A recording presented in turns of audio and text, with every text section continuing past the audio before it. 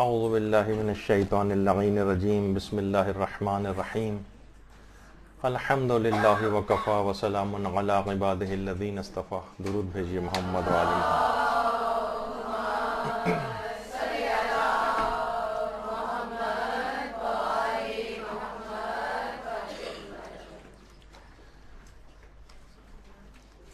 جو ہمارا نیا گروپ ہے ان کے لیے یہ موضوع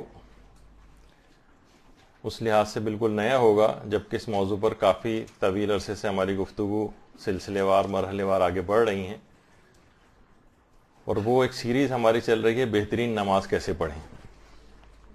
اس کا یہ آج درس نمبر 24 ہے. لیکن پرانے اور نئے دونوں گروپس کے لیے اس میں نئی باتیں ہی ہیں، اور ہمیشہ ایک نیا موضوع کا ہی انتخاب تقریباً ہوتا ہے. اور جو زیادہ خواہش مند ہیں کہ اس سے پہلے کی بھی گفتگو سنی جائیں، وہ مدرسے کے جو چینل ہیں ویمیو پہ اور یوٹیوب وغیرہ پر اس پہ پچھلے 23 درس سن سکتی ہیں.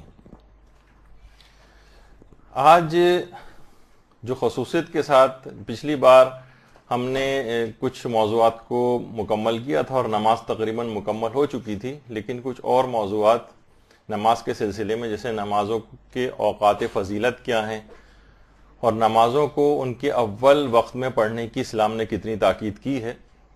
اکثر لوگوں کو سمجھ میں نہیں آتا کہ اگر ہم نمازوں کو ان کے اوقات فضیلت پر پڑھنا چاہیں تو کن اوقات میں پڑھیں. توضیح المسائل وغیرہ پڑھتے ہیں تو اس کے اندر قانونی زبان استعمال ہوئی ہوتی ہے کہ شاخص کا سایہ جب اتنا ہو جائے، 4/7 ہو جائے، 2/7 ہو جائے، اس طرح کی بہت ساری اس میں اصطلاحات آتی ہیں جو کسی کو سمجھ میں نہیں آتی. تو ہم منٹس کی کیلکولیشن میں بتائیں گے آج کہ اوقات فضیلت کب سے شروع ہوتے ہیں، کب ختم ہوتے ہیں، کن اوقات پہ آپ کو اصلاً زیادہ ثواب لینے کے لیے نماز کو پڑھنا چاہیے. تو دیکھیے، سب سے پہلے تو یہ کہ نمازوں کو ان کے اوقات فضیلت میں پڑھنا اتنا زیادہ اہم ہے اور اتنے زیادہ اس کے فوائد ہیں کہ دنیا اور آخرت کی ہر خیر آپ اول وقت نماز پڑھ کر اور اوقات فضیلت میں نماز پڑھ کر حاصل کر سکتی ہیں. اوقات فضیلت تو ذرا وسیع ہوتے ہیں، ان اوقات میں بھی اگر آپ جتنی بھی جلد نماز پڑھیں گی وقت آ جانے کے بعد، جتنی جلد پڑھیں گی اتنا ہی ثواب زیادہ ملے گا. مثلا اگر آج 12:38 کے اوپر نماز ظہر کا وقت آیا تو 12:38 کا ثواب 12:39 سے زیادہ ہے، اور 12:39 کا ثواب 12:40 پر پڑھی جانے والی نماز سے زیادہ ہے. منٹس تک کی کیلکولیشن میں ثواب پر فرق پڑ جاتا ہے. تو دنیا اور آخرت کی ہر چیز میں یہ فائدہ پہنچانے والی، اور معصومین کی سیرت سے ہمیں یہ اسباق ملے ہیں، جیسے کہ پیغمبر اسلام کی ازواج گرامی فرماتی ہیں صلی اللہ علیہ محمد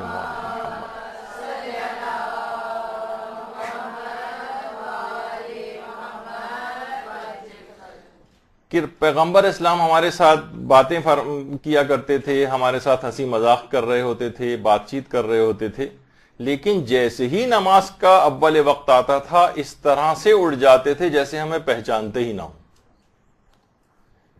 یہ وہی سیرت ہے پیغمبر کی جو معصومین کی، دیگر معصومین کی زندگیوں میں بھی نظر آتی ہے، علماء کرام کی زندگیوں میں نظر آتی ہے، اور ہمیں اپنانی چاہیے. اور یہاں تک جملہ ملتا ہے کہ پیغمبر کی باقاعدہ ایک حدیث میں بھی یہ بات آئی ہے کہ جس نے نماز کا وقت آ جانے کے بعد وضو کیا اس نے نماز کے حق میں بے احترامی کی. یعنی نمازوں کے اوقات آنے سے کچھ پہلے، تھوڑا آواز کو کم کیجیے، نماز کا وقت آ جانے سے پہلے آپ کو وضو کر کے تیاری کرنی چاہیے کہ ہاں اب نماز پڑھنے کا ایک مرحلہ جو ہے آنے والا ہے. ذرا دیر پہلے، نمازوں کے اوقات سے پہلے وضو کر لیں. اور یہی وجہ ہے کہ وسائل الشیعہ کی 5ویں جلد میں ہمارے 7ویں امام موسی کاظم علیہ الصلوۃ والسلام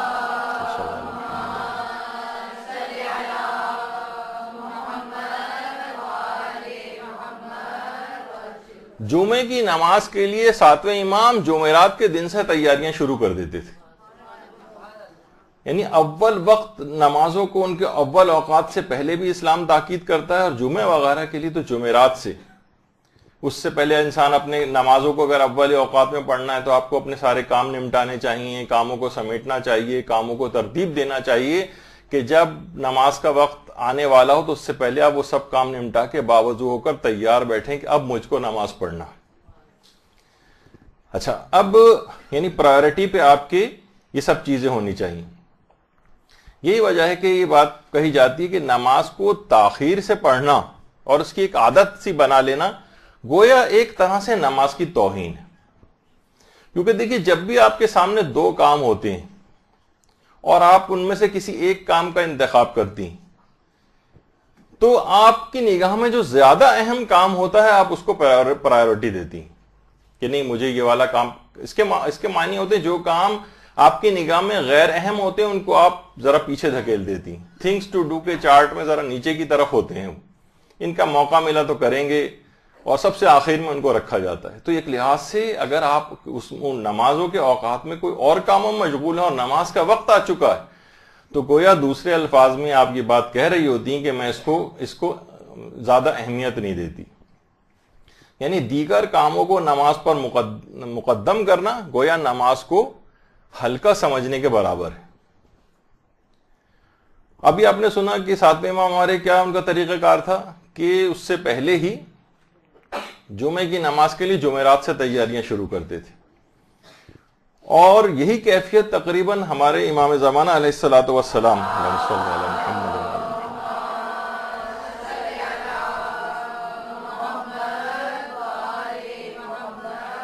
کہ جب ان کا ظہور ہو جائے گا، اور جیسے کہ روایات کے اندر یہ بات آئی ہے کہ مسجد سہلہ جو ہے وہ امام کی گویا رہائش گاہ یا اس کے قریب امام کی رہائش گاہ قرار پائے گی، اور کوفہ میں 1000 دروازوں کی ایک مسجد جو ہے وہ تعمیر کی جائے گی، تو ایک بہت بڑی ایک عظیم مسجد جو ہے وہ وہاں پر اس انداز سے تیار ہوگی۔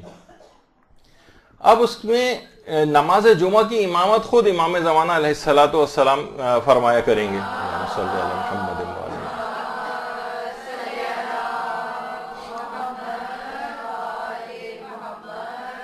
روایات میں بھی یہ بات آئی ہے کہ جن کو امام دوسرے شہروں میں ادھر ادھر اطراف سے جو لوگ شریک ہونا چاہیں گے، ظاہر امام زمانہ نماز جمعہ کی امامت فرمائیں گے، تو جو افراد چلنا شروع ہوں گے وہ بدھ کے دن سے چلنا شروع ہوں گے تاکہ جمعے تک وہاں پر پہنچ سکیں۔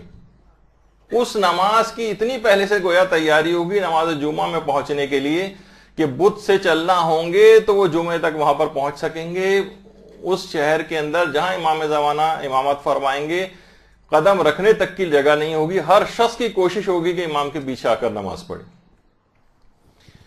تو اسی طریقے سے اول وقت نماز کی ادائیگیوں کے اہتمام بھی، اور علماء اس کو اتنا اہم سمجھتے ہیں کہ باقاعدہ شہید ثانی نے جو ان کی کتاب ہے اسرار نماز پر، اور اس کا اب تو اردو ترجمہ بھی ہو گیا ہے، کہ ایک عالم کا اس کے اندر حوالہ یہ بات لکھی ہے کہ حوالے سے کہ ایک بزرگ عالم دین نے جب ان کو نماز مغرب پڑھنے میں کچھ تاخیر ہو گئی یا ایک وقت فضیلت نکل گیا تو انہوں نے باقاعدہ اس کے کفارے کے طور پر 2 غلام آزاد کی۔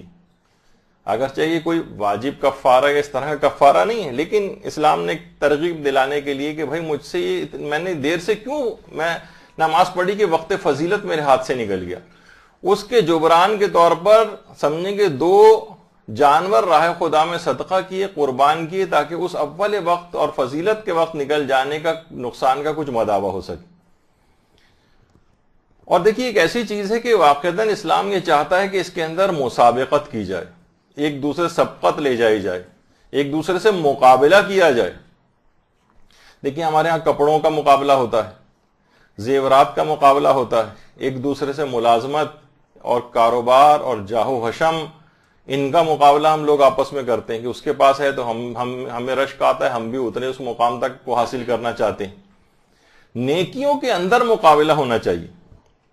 نیکیوں میں آپ دیکھ رہی ہیں کہ آپ کی کوئی سہیلی ہے، کوئی رشتہ دار ہے جو کہ ہر وقت باوضو رہتی، آپ مقابلہ کریں گے، میں بھی باوضو رہوں گی، اس کی قرات کتنی اچھی ہے، میں بھی اپنی قرات کو ایسے لے کر جاؤں، کیوں میں اس غلط طریقے سے یا اتنے اچھے لہجے کے اندر قرآن نہیں پڑھ پاتی ہوں، اپنے اس کے اندر مقابلہ کریں. اس کو اتنے زیادہ مسائل فقہ آتے ہیں، اس سے مقابلہ کریں کہ میں بھی اتنے حاصل کروں گی.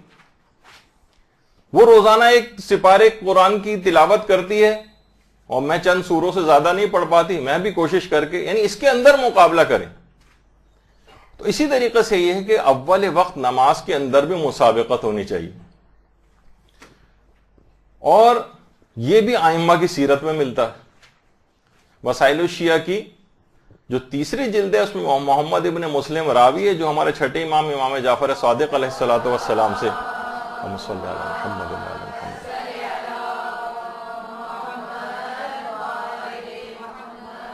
اس میں امام فرماتے ہیں کہ جب بھی وقت نماز آتا ہے تو لوگوں کے اعمال کو اوپر لے جانے کے لیے آسمانوں کے دروازے کھول دیے جاتے ہیں.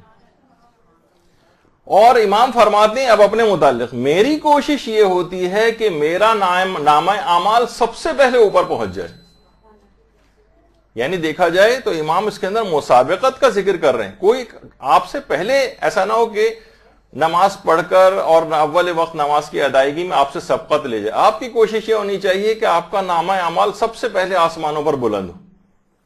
یہی وجہ ہے کہ وہ علماء پچھلی مرتبہ جب نمازوں کو قبولیت کے ہم نے درس لیا تھا تو اس کے اندر بھی یہ بات آئی تھی کہ جو شخص بھی نمازوں کو اول وقت کے اندر انجام دیتا ہے، دیکھیے ہوتا ہے نا روایات میں بھی کہ نماز جماعت کا حکم کیوں ہے، کیونکہ نماز جماعت جب انسان پڑھتا ہے تو پتہ نہیں کون سا ایسا شخص ہو کہ جس کی نماز پروردگار عالم قبول کر رہا ہو، تو اس کے ساتھ جتنے افراد کی نماز اوپر بلند ہوتی ہے تو اس آدمی کے صدقے میں پوری جماعت کی نماز قبول ہو جاتی.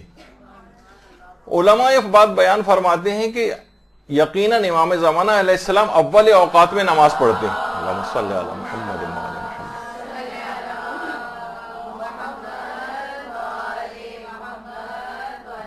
اور اللہ کی رحمت سے بات بہت بعید ہے، امام زمانہ کی تو 100% نماز کو قبول ہونا ہے. تو اول وقت میں ان کی نماز کے ساتھ اگر ہماری ناقص نماز بھی ان کے ساتھ اٹیچ ہو کر اوپر جائے گی تو پروردگار کی ذات اس سے کہیں کریم ہے کہ امام زمانہ کی نماز کو تو قبول کر لے اور ہماری نماز کو رد کر دے. تو یہ بہت اہم بات ہے اور نمازوں کو ہمیشہ اول اوقات میں اس طرح سے انجام دینا چاہیے. یہ وجہ ہے کہ باقاعدہ کتاب بھی لکھی گئی ہے امام خمینی کی نماز کے واقعات پر. اس کے اندر یہ بات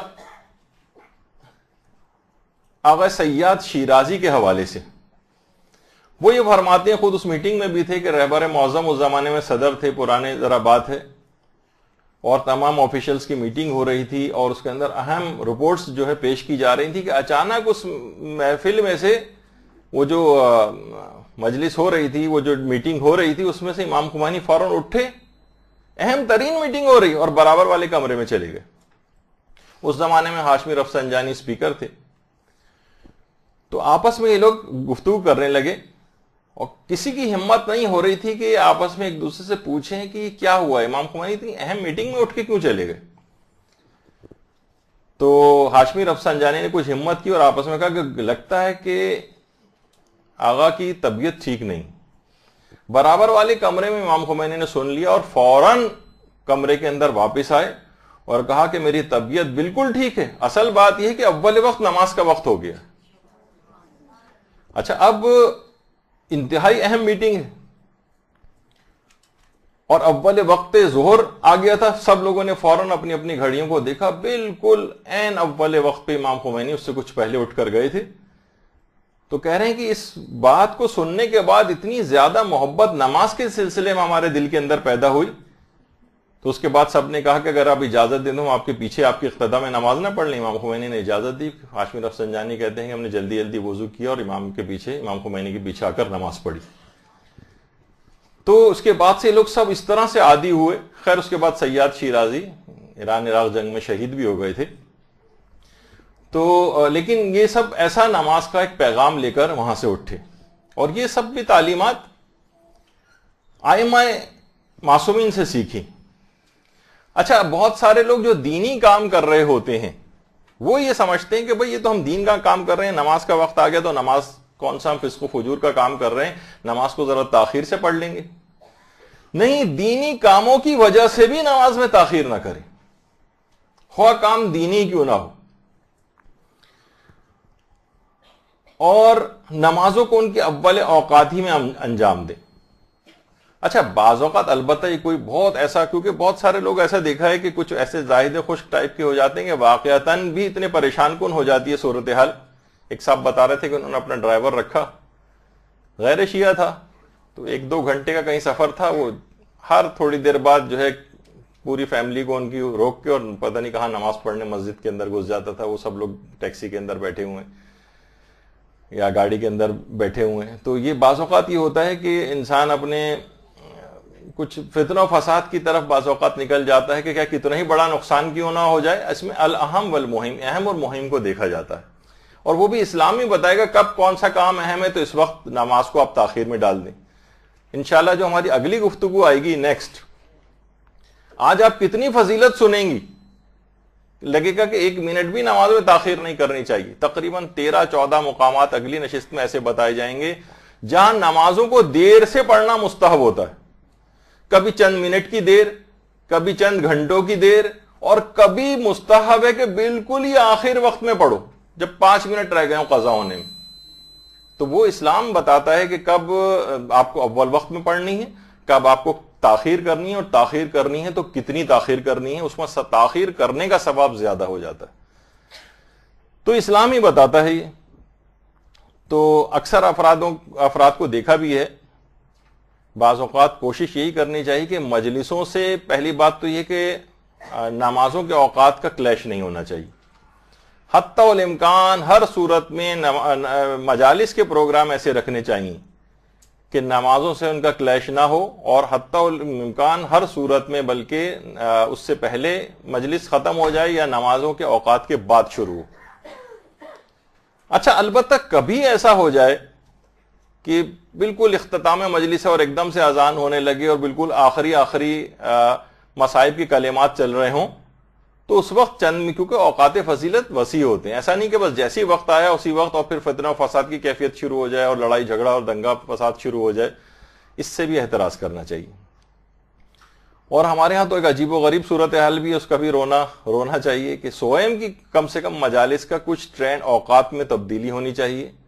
لوگ فارمیلٹیوں کے طور پر اس کے اندر شریک ہوتے ہیں, اور جس وقت تمام مسلمان مساجد کی طرف جا رہے ہوتے ہیں اسی وقت ہماری مجلس ختم ہو رہی تھی اور لوگ مساجد سے باہر نکل رہے ہوتے ہیں. ایک بہت افسوسناک صورتحال نظر آتی ہے, اور لگتا ایسا ہے کہ نمازوں کے اوقات میں دیگر مسلمان مساجد کی طرف جا رہے ہیں اور ہمارے لوگ مساجد سے نماز پڑھے بغیر باہر نکل رہے ہوں. اوقات میں کچھ ایسی تبدیلی ہونی چاہیے. تو یہ میں ذکر یہ کر رہا تھا کہ ہمارے ائمہ معصومین علیہم السلام کی سیرت سے ہمیں یہ بات ملتی ہے کہ خواہ دینی کام ہی کیوں نہ ہو. مثلا ملتا ہے ابو ہاشم جعفری جو ہمارے امام حسن عسکری علیہ الصلوۃ والسلام کے اللہم صلی علی محمد وعلی محمد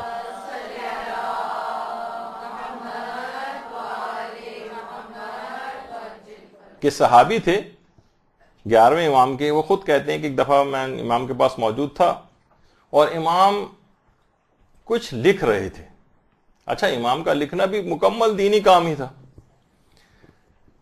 لیکن جیسے ہی نماز کا اول وقت آیا امام نے فوراً اپنے قلم کو روک دیا. اچھا, ہم سوال کریں گے مولا آپ کام کر رہے تھے, تھوڑا اپنا لکھ کے مکمل کر لیتے, جب آپ بھی دینی کام ہی تو کر رہے تھے. لیکن نہیں, جیسی نماز کا وقت آیا امام نے قلم کو روک دیا اور نماز میں مشغول ہو گئے. یہ ائمہ کی سیرت میں. اور یہ بات بھی علماء کرتے ہیں اور روایت میں بھی یہ بات آئی ہے کہ ایسا شخص جو نمازوں کو ان کی ہمیشہ اول اوقات میں انجام دیتا ہو وہ دنیا اور آخرت کے اندر ہر جگہ ایک بلند مقام اس کو نصیب ہوگا. بہت عرصے پہلے یہاں پر ایک بچوں کی کلاس لی تھی میں نے, اس میں بھی ایک بات کہی تھی بچوں کو سمجھانے کے لیے کہ کون بچہ ایسا ہے کہ جو چاہتا ہے کہ میں ہر دفعہ اول آؤں, ہر چیز میں فرسٹ رہوں. تو تقریباً سب بچوں نے ہاتھ کھڑا کیا. تو میں نے ان کو باقاعدہ اس موقع پر ایک نصیحت کی تھی، ہم سب لوگوں کے لیے وہی چیز ہے کہ اگر کوئی شخص واقعتاً دنیا اور آخرت کے ہر کام میں اول آنا چاہتا ہے تو وہ نمازوں کو اول اوقات میں پڑھنا شروع کر دے. ہر چیز میں فرسٹ رہیں گے آپ. کوئی بھی اس کا تجربہ کر کے دیکھ لے. آج تک میں نے اس تجربے کو جن افراد نے بھی کیا ہے کبھی ان کو ناکامیوں کا منہ نہیں دیکھنا پڑا کسی بھی زندگی کے مرحلے میں. باقاعدہ کتاب ہے اس کا نام ہی ہے کتاب افلاکی خاکی. اور جب ایران عراق جنگ ہو رہی تھی تو اس زمانے میں باقاعدہ جو مختلف دستے ترتیب دیے جاتے تھے اس میں لشکروں کے نام رکھے جاتے تھے. مثلا لشکر علی ابن ابی طالب. اس میں ایک شیخ پھر تو ایران عراق جنگ میں شہید ہو گئے تھے، ان کا نام تھا شیخ مہدی زین الدین. یہ اس کو لیڈ کر رہے تھے. ان کی ایک سیرت تھی کہ یہ ہر نماز کو ان کے اول اوقات میں انجام دیتے تھے. اور دوسری سیرت کا اہم پہلو یہ تھا کہ یہ حد درجہ تلاوت قرآن کو بہت ہی زیادہ اہمیت دیتے تھے، حتیٰ کہ محاذ جنگ پر بھی نماز شب تک کو فراموش نہیں کرتے تھے. اتنی نمازوں کو اول وقت میں انجام دینا خواہ کیسے ہی حالات کیوں نہ ہو. بلکہ ان کے متعلق ان کے ساتھی بیان کرتے تھے کوئی حالت ہو، کوئی سرزمین ہو، جس جگہ بھی ہو، چاہے جنگ ہو، نہیں ہو، گھر ہو، تقریب ہو، جہاں نماز کا اول وقت آ جاتا تھا یہ اول وقت میں نماز پڑھتے تھے. اور گھمسان کی لڑائی تک کے اندر نماز کو کبھی فراموش نہیں کرتے تھے. جب ان کی شہادت ہوئی، اور آج بھی بہت ایک عظیم الشان بہت اچھی سی ان کی قبر ہے، وہاں پر لوگ فاتحہ خوانی کے لیے بھی جاتے ہیں. ان کی شہادت کے بعد ان کے بھائی نے ان کو خواب میں دیکھا، اور خواب میں یہ دیکھا کہ خانہ کعبہ میں لوگوں کے گروہ کی قیادت کر رہے ہیں اور طواف خانہ کعبہ انجام دے رہے ہیں. اچھا، اللہم صلی علی محمد وعلی محمد.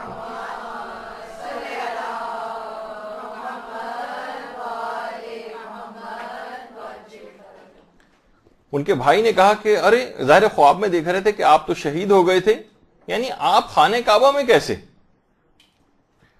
تو انہوں نے ایک جواب دیا، کہا کہ کیونکہ میں اول وقت نماز کا پابند تھا، جس کی وجہ سے مجھے اب شہید ہونے کے بعد خانہ کعبہ کے طواف کی نعمت عطا کی گئی، اور جتنے بھی افراد تم میرے ساتھ دیکھ رہے ہو ان سب افراد، ان جنتی افراد کا سردار مجھے بنایا گیا. تو آپ نے دیکھا کہ نمازوں کو اول اوقات میں، حتیٰ کہ شہادت کے اعتبار سے بھی انہوں نے یہ نہیں کہا کہ میں شہید ہو گیا ہوں اس وجہ سے مجھے یہ مقام ملا ہے. شہادت کے بعد بھی نمازوں کو اول وقت اوقات کے اندر ادا کرنے کی وجہ سے مجھے مقام ملا ہے کہ تو شہادت کے بعد یعنی اس دنیا میں جانے کے بعد بھی خانہ کعبہ کے طواف کی نعمت مجھ کو دی گئی، یہ اجازت دی گئی کہ میں یہاں آ کر طواف کعبہ انجام دوں، اور جتنے افراد ساتھ دیکھ رہے ہو ان سب جنتی افراد کا مجھے سردار مقرر کیا گیا. اس دنیا میں بھی کمانڈر تھے جب تک سپہ سالار لشکر کو جو لیڈ کر رہے تھے اپنے، اور وہاں پہ بھی عالم آخرت میں بھی ان کو ایک سرداری عطا کی گئی، اور وہ بھی نمازوں کو اول اوقات میں پڑھنے کی وجہ سے. تو ان کی سیرت پر کتنے ہی وہاں پر سیمینار بھی ہوتے ہیں، اور ظاہر ہے کہ نیک افراد کی نیکیاں، ان کی سیرت کی یہ پہلو لوگوں کے سامنے اجاگر کرنے چاہیے تاکہ ہمیں بھی تشویق و ترغیب پیدا ہو. اور کتنی ہی کتابیں ایسی ہیں، مناہج الشارعین، اس میں پیغمبر اسلام کا باقاعدہ قول نقل کیا گیا ہے کہ نمازوں کو ہمیشہ اپنے دیگر کاموں پر مقدم رکھو، کیونکہ نماز تمام عبادتوں کا سرمایہ ہے. اور علماء سے بھی بات ملتی ہے کہ کبھی بھی آپ نماز سے یہ نہ کہیں کہ مجھے کوئی اور کام ہے، بلکہ ہمیشہ کاموں سے کہیں کہ مجھے نماز پڑھنا. ہم ہمیشہ ہماری کوشش یہ ہوتی ہے کہ ہم نماز سے ہی کہیں کہ بھئی ابھی یہ کام ہے، وہ کام ہے، وہ کام ہے، اور یہاں تک کہ بہت گھنٹوں کے بعد، یا اکثر لوگ تو بالکل ہی قضا جب ہونے والی ہوتی ہے اس وقت نمازوں کو انجام دے رہے ہوتے ہیں. اور بہت سے آفیسز کے اندر جو لوگ کام کر رہے ہوتے ہیں ان کے متعلق بھی بات سننے میں آتی ہے کہ جناب وہ 5 نمازیں گھر پہ آ کر آرام سے سب قضا کر کے، 4 نمازیں قضا کر کے اور مغرب عشاء کے ساتھ ان کو جو ہے وہ ملا کر پڑھتے ہیں. کہ صبح کی دن کی 3 نمازیں اور اس وقت تو چلیں وہ 2 نمازیں ادا ہو جاتی. یہ نہیں کرنا چاہیے. نمازوں کو چاہے ڈیوٹی ٹائمنگز کے اندر بھی ہر جگہ نماز کا وقت دیا جاتا ہے, وہاں پر اس نماز کو پڑھنا چاہیے. اور کتنے ہی بڑے بڑے علماء نے, جیسے آپ نے دیکھا شہید نے کتنا بڑا مقام حاصل کیا, اور جو آپ کے سامنے آج اتنے کامیاب اور بڑے ترین علماء ہیں ان کی بھی سیرت کا اگر ہم مطالعہ کریں, برستیغ نور کے نام سے آیت اللہ مرشی نجفی کی زندگی کی سوانح اور ان کا جو وصیت نامہ اخلاقی ہے وہ اس کے اندر اس کتاب کے اندر جمع کیا گیا ہے. تو آیت اللہ مرشی نجفی فرماتے ہیں کہ جب یہ جوان تھے, آیت اللہ مرشی نجفی 1343 ہجری قمری میں معصومہ قم کے حرم میں نماز جماعت ادا نہیں ہوتی تھی. معصومہ قم کا نام آیا تو ایک درود بھیجیے محمد والے.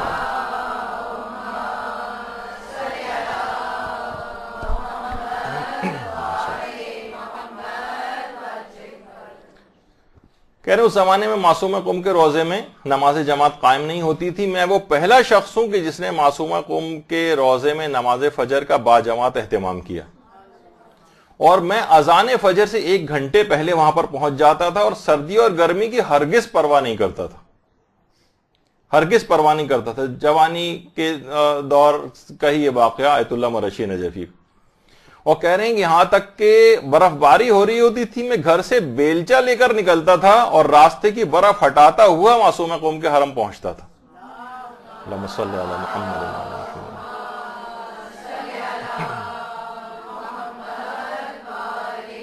کہہ رہے ہیں میں وہاں پہلا شخص ہوتا تھا, میں وہاں جا کے اول وقت میں پہنچ کر نماز کو فرادہ پڑھتا تھا. یہاں تک کہ ایک دن ایک شخص آیا اور اس نے مجھے نماز پڑھتے دیکھا امام ابا قبا میں, وہ میرے پیچھے آ کر کھڑا ہو گیا. اس نے ایک آدمی نے نماز جماعت پڑھی, پھر اس کے بعد 2-3 افراد شامل ہو گئے, یہاں تک کہ آیت اللہ مرشی نجفی کی امامت میں قم کے اندر بڑی ترین نماز جماعت قائم ہونے لگی. اللہم صلی علی محمد.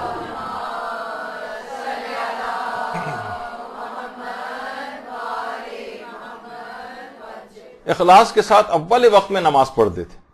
کہہ رہے ہیں آج اس واقعے کو 60 سال ہو چکے جس وقت آقا مرشی نجفی نے واقعہ سنایا اور کہا کہ اب روزانہ 3 بار 3 جماعت کی جو نمازیں ان کی امامت میں کرواتا ہوں, اور اس کے بعد وہیں مسجد بالا سر کہ جہاں پر آیت اللہ مرشی نجفی درس دیا کرتے تھے وہیں پر یہ نماز بھی جو ہے وہ پڑھاتے تھے. تو اس کے بعد آیت اللہ مرشی نجفی کو اور توفیقات بھی ملیں. اول وقت نماز کی ادائیگی سے عجیب عجیب نیکیوں کی توفیقات ملتی ہیں, یہاں تک کہ انتہائی ایشیا کا سب سے بڑا کتاب خانہ آیت اللہ مرشی نجفی جو معصومہ قوم کے حرم سے باہر نکلتے ہی نظر آتا ہے, وہ سب سے بڑا کتاب خانہ انہوں نے بنایا. تو آپ نے دیکھا کہ بہرحال آیت اللہ مرشی نجفی جوانی میں اول وقت نماز کی ادائیگی کے بعد کتنے بڑے بڑے مقام انتقال کے وقت تک حاصل کر لی. یہ بڑی ایک خصوصیت والی بات ہے, اگر اس کو انسان سوچ لے. کبھی سوچ بھی نہیں سکتا کوئی شخص کہ نمازوں کو اول وقت میں ادائیگی سے کتنے بڑے مقامات کو حاصل کیا جا سکتا. اچھا, اس میں جوانوں کے ساتھ ساتھ بوڑھے افراد کے لیے بھی یہ ہے کہ وہ بھی نمازوں کو اول اوقات ہی میں ادا کریں. یعنی یہ نہیں کہ بوڑھے ہیں تو وہ چلو وہ ٹی وی دیکھ رہے ہیں اور پھر جب نمازیں بالکل قضا ہونے کے قریب آئی تو بیٹھے بیٹھے انہوں نے وہ 3-4 نمازیں سب ایک ساتھ نمٹا دی. نہیں, وہ بھی ہر نماز کو اول اوقات میں ادا کریں. ایک کتاب لکھی گئی ہے حبیب و محبوب, اس میں جو بزرگان ہیں قوم و ملت کے ان کی نمازوں کے واقعات درج ہیں. اسی میں ایک واقعہ حجت الاسلام انصاری نے بیان کیا, خود اپنا ہی واقعہ. کہہ رہے ہیں جب جس وقت امام خمینی کے بالکل آخری ایام چل رہے تھے تو انتقال سے کچھ دن پہلے کی بات ہے, تو وہ سونے لگے تھے, ابھی نماز کا وقت نہیں آیا تھا. تو باقاعدہ حجت الاسلام انصاری سے امام خمینی نے کہا کہ مجھے تم جیسے ہی نماز کا وقت آنے لگے اس سے پہلے مجھے اٹھا دینا. اچھا, اس کے بعد امام خمینی کی آنکھ لگ گئی, یہ کہہ کے سو گئے. اچھا، جس وقت نماز کا وقت آیا تو شیخ انصاری فرمانے لگے کہ امام خمینی کا آپریشن ہوا تھا، ہاتھوں میں ڈرپ اور کینولا وغیرہ لگے ہوئے تھے، میں نے سوچا کہ ابھی تھوڑی دیر میں اور سونے دیتا ہوں ان کو. ابھی صرف وقت ہوئے چند منٹ ہی گزرے تھے کہ امام خمینی کی آنکھ کھل گئی اور مجھ سے فوراً پوچھا کیا نماز کا وقت آ گیا ہے؟ میں نے کہا جی جی آقا، بس ابھی چند منٹ پہلے ہی آیا ہے. تو بہت جو ہے ناراض ہوئے. کہا میں نے تم کو کہا نہیں تھا کہ مجھے نماز کے وقت آ جانے سے پہلے اٹھا دینا؟ اور اس کے بعد احمد خمینی کو آواز دی اور اس کے بعد پھر جو ہے وہ باقاعدہ بستر پہ لیٹے لیٹے ہی نماز جو ہے اس کو ادا کیا. اور احمد خمینی کو بعد میں بلا کر یہ بات کہی، دیکھو ساری زندگی میں نے نمازوں کو اول اوقات میں انجام دیا ہے، اب جبکہ میرے پاؤں قبر کے سرہانے پہنچ چکے ہیں تو یہ چند منٹ کی تاخیر آخر کیسے ہو گئی؟ یعنی اتنا زیادہ اس کا غم کیا انہوں نے کہ چند منٹ کی تاخیر کیسے ہو گئی، میں نے تو ساری زندگی نمازوں کو اول اوقات میں انجام دیا تھا. باقاعدہ ناراض ہو. تو کچھ اہم بات ہوگی نا اول وقت نمازوں کی ادائیگی میں، کتنی زیادہ علماء اس کی جو ہے وہ تاکید کرتے رہے. اور جس وقت فرانس سے جب انقلاب آ رہا تھا اور شاہ وہاں سے فرار اختیار کر گیا تھا اور امام خمینی پہلی دفعہ جلاوطنی ختم کر کے ایئر فرانس کے جہاز سے آ رہے تھے، تو جہاز میں بھی رات کا وقت تھا. لوگوں نے آبزرو کیا تھا کہ پورے جہاز میں ایک شخص اس وقت جاگ رہا تھا اور وہ امام خمینی تھے، اور وہ بھی نمازوں کے اندر مشغول تھے، نماز شب وغیرہ جو ہے وہ پڑھ رہے تھے. تو آج کل لوگ کیا کرتے ہیں، لوگ عام طور پر اول وقت نماز پڑھنے سے، کسی گھر گئے اب کیسے نماز کو گئے، شرماتے ہیں اور نمازوں میں دیر کرتے ہیں. کبھی ایسا موقع نہیں ہو، حالات و واقعات کو بھی دیکھنا چاہیے. وہ صحیح ہے کہ کچھ دیر تاخیر سے بھی پڑھی جا سکتی ہے، لیکن زیادہ تر حالات میں جب ایسے مراحل نہ ہوں تو انسان کو چاہیے کہ وہ اول اوقات میں جہاں بھی کہیں ہو اس سے کہے کہ مجھے نماز پڑھنی ہے، اور جا نماز مانگے اور وضو وغیرہ کی جگہ اور اول وقتی میں نماز پڑھے. اور یہی وجہ ہے کہ نہج البلاغہ میں باقاعدہ امیر المومنین علیہ الصلوۃ والسلام فرماتے ہیں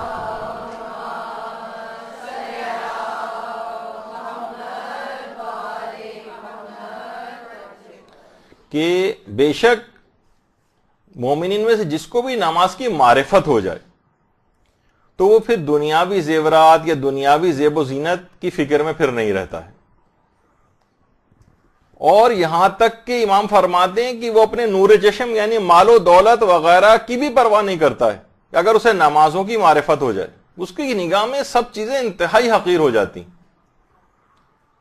اور اس کے بعد پھر امام نے قرآن کی یہ آیت پڑھی کہ رجال لا تلہیہم تجارت ولا بیع عن ذکر اللہ.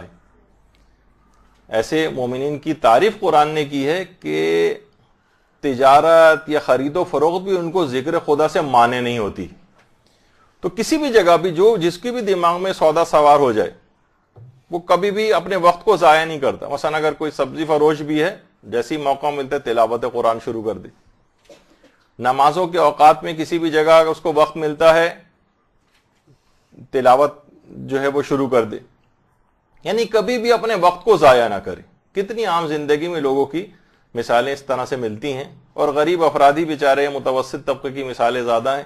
امیر افراد کو ایسے مواقع ذرا اور توفیقات کم ہی نصیب دیکھنے میں آتی. نوجوانوں کے اعتبار سے بھی دیکھیں تو کتنی ترغیبات دنیا بھر کے لوگ، اب تو یہ ہر وقت جو موبائل اور یہ انٹرنیٹ اور اس میں اتنی ترغیبات ان کو ہو گئیں جس میں مشغول ہو کر وہ نمازوں کو بالکل آخری وقت میں دھکیل دیتے ہیں. تو جس کو بھی پروردگار کی طرف سے اول وقت نماز کی توفیق ہو جائے تو کتنی ہی ترغیبات لوگ اسے دینے والے کیوں نہ ہوں، وہ کبھی بھی ان کی طرف متوجہ نہیں ہوگا. اور چاہے آپ کی نماز کا موقع آ جائے تعلیم کی جگہ پر، کاروبار کی جگہ پر، ملازمت کی جگہ پر، حتی الامکان نمازوں کو اول اوقات میں انجام دیں. اور ہمارے چھٹے امام جعفر صادق علیہ الصلوۃ والسلام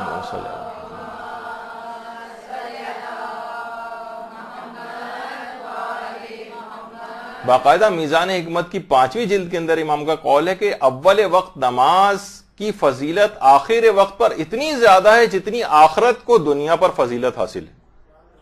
آخرت کی فضیلت سوچئے، یعنی کتنی عظیم، یعنی ہمیشہ ہمیشہ رہنے والی، دنیا کے قطرے کے برابر، قطرے میں دنیا میں بس سمجھے اس میں ہاتھ ڈالا اپنے دریا میں اور ہاتھ پہ جو تری لگی رہ جائے، اس طرح کی مثالیں دی گئیں. یعنی آخر وقت میں آپ نے نماز پڑھی تو افضل جو نماز پڑھی جاتی اتنی فضیلت ہے جتنی آخرت کو دنیا پر فضیلت حاصل ہے. اور جیسے کہ ابھی آپ کی خدمت میں اس سے پہلے عرض ہوا تھا کہ خواہ دینی کام کیوں نہ کر رہے ہوں، آج کل یہ بھی بہت ہو گئے دیندار افراد بھی نمازوں کو آخر وقت میں پڑھنے کے عادی ہو گئے کہ فلاں کام کر رہے ہیں، فلاں دینی کام میں مشغول ہیں. بہار کی تیسری جلد میں باقاعدہ ہمارے چھٹے امام جعفر صادق علیہ الصلوۃ والسلام کا اللہم صلی علی محمد و علی محمد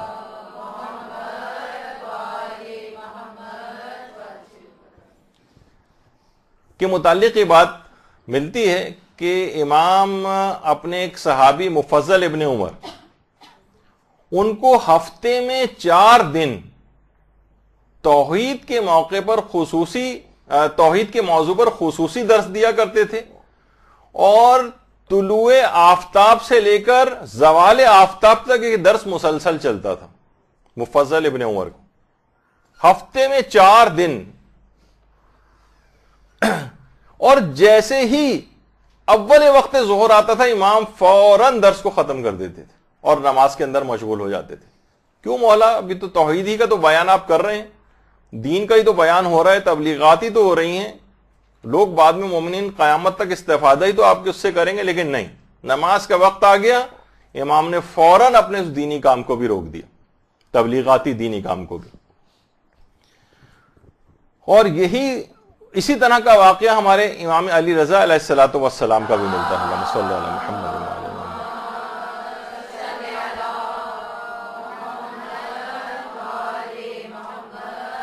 اس زمانے میں ایک دہریہ تھا جس کا نام تھا عمران صابی.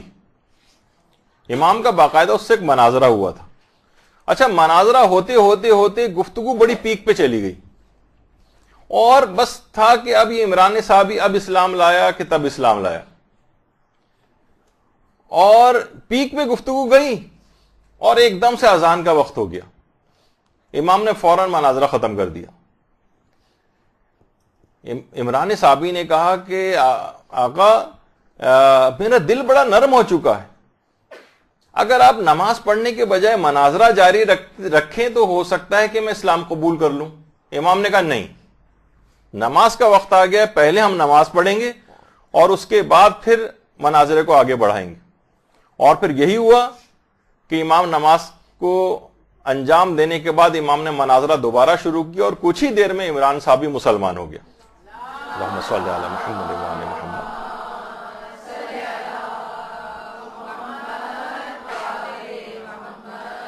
اس سے تبلیغات والا کام، یہ پیغام بھی مل گیا کہ تبلیغی امور بھی اگر انجام دے رہے ہوں تو دیگر سب کاموں کو اس وقت روکیں اور نمازوں کو اول وقت میں انجام دیں.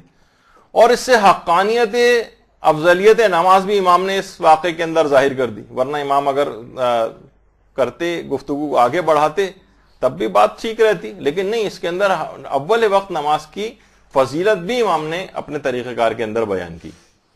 اچھا، یہ اول وقت نماز کی ادائیگی لوگ سوچتے ہیں شاید یہ صرف کوئی دینی مسئلہ ہے.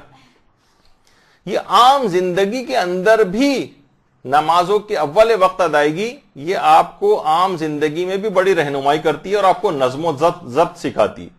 ایسا شخص بڑا ویل آرگنائز ہوتا ہے اپنی زندگی کے مختلف کاموں میں. یعنی دیکھیے، ہر کام کو اس کے صحیح وقت پر انجام دینے کی اس کو عادت ہو جاتی، ہر کام کو بالکل اپنے صحیح وقت پر انجام دینے کی عادت. اور روایات کے اندر بھی یہ بات آئی کہ امام فرماتے ہیں جو شخص کام کو اس کے وقت پر شروع کر دیتا ہے، یعنی بالکل جیسے ہی موقع آیا اور شروع کر دیے، وہ اپنے مقصد تک پہنچ جاتا ہے، یعنی وہ اپنے مقصد کو ضرور حاصل کر لیتا ہے.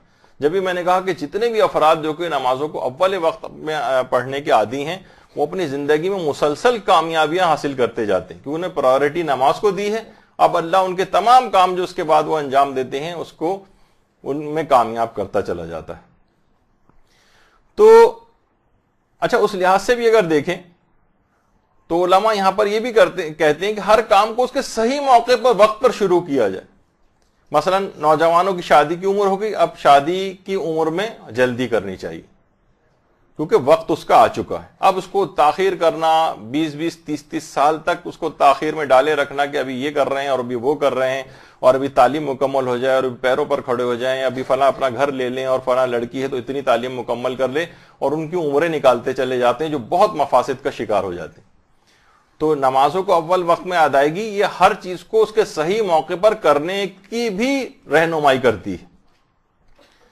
آپ خود دیکھیں کائنات کے اندر ہر چیز اپنے اول وقت پر ڈیوٹی کو انجام دیتی, ہر چیز اپنے اول وقت پر. مثلا آپ دیکھتے ہیں کہ سورج جو ہے سورج جو ہے وہ اپنے ٹھیک ٹائم کے اوپر نکلتا ہے. کبھی ایسا نہیں ہوتا, آپ دیکھیں کہ سورج آج آدھے گھنٹے تاخیر سے نکلا. سورج اپنے وقت جو مقررہ وقت ہے اسی پر غروب ہوتا ہے, کبھی آگے پیچھے نہیں ہوتا کہ وہ اس کے اندر کوئی تاخیر ہو جائے. تو کائنات کی ہر چیز, یہاں تک کہ جیسے کہ کہا جاتا ہے کہ موت بھی بالکل اپنے اول وقت پر ہی آتی, نہ ایک سیکنڈ آگے بڑھ سکتی ہے موت, نہ ایک سیکنڈ پیچھے ہٹ سکتی. بس جس وقت پروردگار عالم نے لکھا ہے بالکل اپنے حقیقی کریکٹ وقت کے اوپر اس کو انجام دیا جاتا اور روح قبض کی جاتی. تو اسی طریقے سے علماء کہتے ہیں جس طریقے سے رمضان کے روزے ہیں آپ تاخیر نہیں کر سکتے, بس جیسے ہی رمضان شروع ہے بس فوراً ہی پہلے دن ہی سے ہی روزہ آپ کو رکھنا. اسی طریقے سے حج جیسے ہی استطاعت ہو جائے بس حج کو فوراً انجام دینا. یہ نہیں کر سکتے کہ اب بعد میں انجام دے دیں گے اور اس وقت انجام دے دیں گے اور اس کے بعد اگلے سالوں میں انجام دے دیں گے اور بیٹی کی شادی ہو جائے گی تو انجام دیں گے اور بڑھاپے تک ٹالتے چلے جاتے. نہیں, بس جیسی استطاعت کا پہلا سال آیا اسی سال انجام دینا حج. خمس ایک دن کی تاخیر نہیں کر سکتے. آج خمس کی تاریخ آئی, سال پورا ہو گیا, آج ہی کے دن خمس نکالنا. اور اگر نہیں نکال سکتے تو مجتہد کے وکیل سے فون کریں, بات کریں, اس سے اجازت لیں, ورنہ آپ کو ایک دن کی تاخیر کی بھی اجازت نہیں, فوراً ادا کرنا ہے. تو یہ مسئلہ فقط صرف نمازوں کی حد تک نہیں ہے, دیگر واجبات کے اندر بھی چلتا ہے کہ ان کو بھی ان کے اول اوقات ہی پر ادا کیجیے. پھر بھی اس کے اندر کچھ سہولت ہوتی ہے, لیکن واجبات کے اندر ہی والی سہولت نہیں ملتی کہ رمضان کے روزے چلو ابھی گرمی زیادہ ہے کل سے رکھنا شروع کر دیں گے. نہیں, خمس کل پرسوں ترسوں دے دیں گے. نہیں, خمس مثلا بیرون ملک میں لوگ رہتے ہیں اور وہاں سے کہتے ہیں کہ ابھی ہم 6 مہینے بعد جب پاکستان واپس جائیں گے تو وہاں جا کر خمس ادا کر دیں گے. 6 مہینے تک خمس اپنے پاس رکھے رہتے ہیں. اس کی اجازت نہیں, کیا تو حاکم شرع سے اجازت لینی پڑے گی. اسی طریقے سے لوگ فطرہ جو ہے اس کا اصل وقت ہے شب عید نکالیں یا روز عید ظہر سے پہلے تک نکال دیں, کہ جس کو نماز عید نہیں پڑھنی وہ نماز ظہر تک تاخیر کر سکتا, اس سے زیادہ نہیں. لیکن لوگ ساری زندگی کے فطرے پوری زندگیوں خمس نہیں نکالا وہ لا کر دیتے ہیں. تو کتنا وقت نکال چکے ہیں وہ, یہاں تک کہ ملتا ہے کہ مال غنیمت ایک دفعہ مال غنیمت کا بھی ایک طریقہ کار ہوتا تھا. ایسا نہیں کہ جس کو جو چیز مل جائے لے لے, پیغمبر کے پاس لا کر جمع کرانا ہوتا تھا. پیغمبر نے ایک تاریخ کا اعلان کیا, فلاں تاریخ تک تمام افراد مال غنیمت جمع کرا دیں. اس کے چند دن کے بعد ایک شخص لے کر آیا پیغمبر کے پاس, کچھ دھاگے واگے کہیں سے اٹھا لیے تھے اس نے, اور چند دن کی تاخیر ہو گئی جمع کرانے پہ جو پیغمبر نے مقررہ ڈیٹ دی تھی. پیغمبر بڑے ناراض ہوئے اور کہا کہ جاؤ قیامت کے دن لے کر آنا. یعنی ایک دن کی, یعنی جب حکم خدا آ گیا, یہ جو آپ مجتہد بھی جو حکم خدائی تو بیان کرتا ہے کہ ایک دن تاخیر نہیں ہونی چاہیے, اور انسان اپنی پوری زندگیاں اس طریقے سے ضائع کر رہا ہوتا ہے اور لگا رہا ہوتا ہے, اور لوگ جو ہیں ساری زندگی ضائع کرنے کے بعد چلیں پھر بھی توفیق مل گئی لے آئیں, پروردگار معاف کرنے والا ہے بشرطہ جان بوجھ کے ایسا نہ کیا جائے. لیکن وہ تمام نقصانات اور جو بے برکتی ان کی زندگی اور مال اور مختلف چیزوں میں آ چکی ہوتی ہے وہ ان کو برداشت کرنا پڑے گی اگر گناہ معاف ہو جائے تب بھی. تو ہر چیز کو اپنے صحیح ٹائم پر انجام دینا چاہیے. یہی وجہ ہے کہ بالغ ہوتے ہی احکامات کی پابندی بچوں سے کروانی, بلکہ اس سے پہلے سے پابندی شروع کروائیں, ورنہ اوور نائٹ تو ایسا نہیں ہو سکتا کہ آج بٹن دباتے ہی لڑکی بالغ ہوتے ہی پردہ شروع کر دے گی. چند سال پہلے سے اس کو کروائیں پردہ. نمازوں کی پابندی چند سال پہلے سے شروع کروائیں اس کو, تاکہ پھر اس کو عادی ہو جائے. اس دوران ایک دم سے بٹن دباتے ہی کہ آج بلوغ کا پہلا دن اور سارے واجبات اس کے اوپر آ جاتے ہیں. اب یہ نہیں کر سکتے سردیاں بہت ہیں چلو اب نماز فجر کو اس کو نہیں اٹھا رہے, اور گرمی بہت زیادہ ہے مثلا اس زمانے میں, اور کہیں کہ چلو پردے کی مخالفت بھی ہو جائے, اتنی گرمی میں کہاں یہ سب چیزیں پہن. نہیں, اب کیا ہے جیسے ہی وقت آیا بلوغ کا تمام احکامات کی پابندی اس کو کرنا ہے. اسی طریقے سے توبہ کے متعلق کہا جاتا ہے توبہ واجب ہے، فوری، یہ ٹال نہیں سکتے، ادھر گناہ ہو جائے اور فوراً آپ کو ندامت کا احساس پیدا ہو، فوراً توبہ کرے پروردگار عالم سے، یعنی ذرا سی تاخیر نہیں کر سکتے. سمجھیں ایک لحاظ سے اپنے الفاظ میں کہوں کہ توبہ کو بھی اول اوقات میں انجام دینا. تو لوگ سمجھتے ہیں کہ شاید یہ فقط نمازوں سے ہی متعلق ہے، نہیں، دیگر احکامات، دیگر واجبات، دیگر چیزوں کے اندر بھی ہے کہ انسان یہ نماز یہ چیز سکھاتی ہے اس کو، توبہ. اور اسی طریقے سے قرض کی واپسی، ادھر تاریخ آ جائے لوگ ٹالتے رہتے ہیں، دے دیں گے دے دیں گے، وہ بیچارہ قرض خواہ جو ہے دوبارہ ہیلو بہانوں سے جو ہے وہ یاد دلاتا ہے، کبھی شرما حضوری میں نہیں کہہ پاتا آپ سے، تو آپ بھی اس کا ہم لوگ فائدہ اٹھاتے رہتے ہیں اور اس کو ڈیلے کرتے ہیں. نہیں، واجب ہے اسی دن. نمازوں کے اندر بھی میرے پاس وقت نہیں ہے ابھی، ورنہ ایسے مواقع آتے ہیں کہ نماز آپ واجب ادا کر رہے ہیں اور وہ اسی وقت مانگنے آ جائے، تو ایسے مراحل بھی آتے ہیں کہ نماز کو توڑ دو اور اس کا قرض پہلے جا کر ادا کرو. تو اس طرح اتنی زیادہ ان چیزوں کی اہمیت ہے کہ ہر چیز کو اس کے صحیح اور اصل وقت کے اوپر انجام دیا جائے.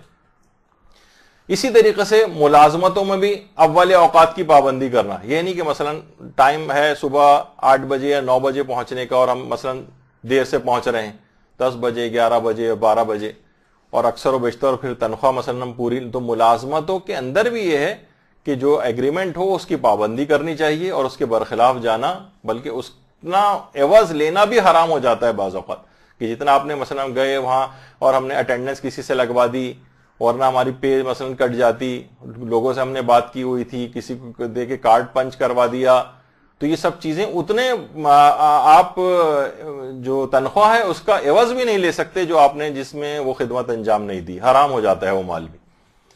تو اس میں اس کی پابندی کرنا ہے. اسی طریقے سے جناب میراث کی تقسیم فوراً ہونی چاہیے.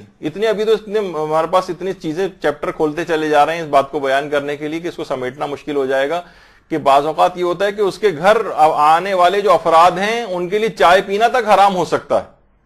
مثلا اگر ایک بھی نابالغ ہے وہ رسا کے اندر سے، مثلا یقین ہونا چاہیے کہ سارے وارث جو ہے وہ اس بات پہ راضی ہیں، سب راضی ہیں کہ آپ ان کے گھر. بہت سے لوگ پورے ایک مہینہ رشتہ دار آ کر رہنے لگتے ہیں کہ چھوٹے بچے ہیں ان کی کون دیکھ بھال کرے گا، تو چلو خالائیں آ کر رہنے لگی، وہیں پہ کھا رہے ہیں پی رہے ہیں، ان کے بستروں کو استعمال کر رہے ہیں، لائٹ جلا رہے ہیں.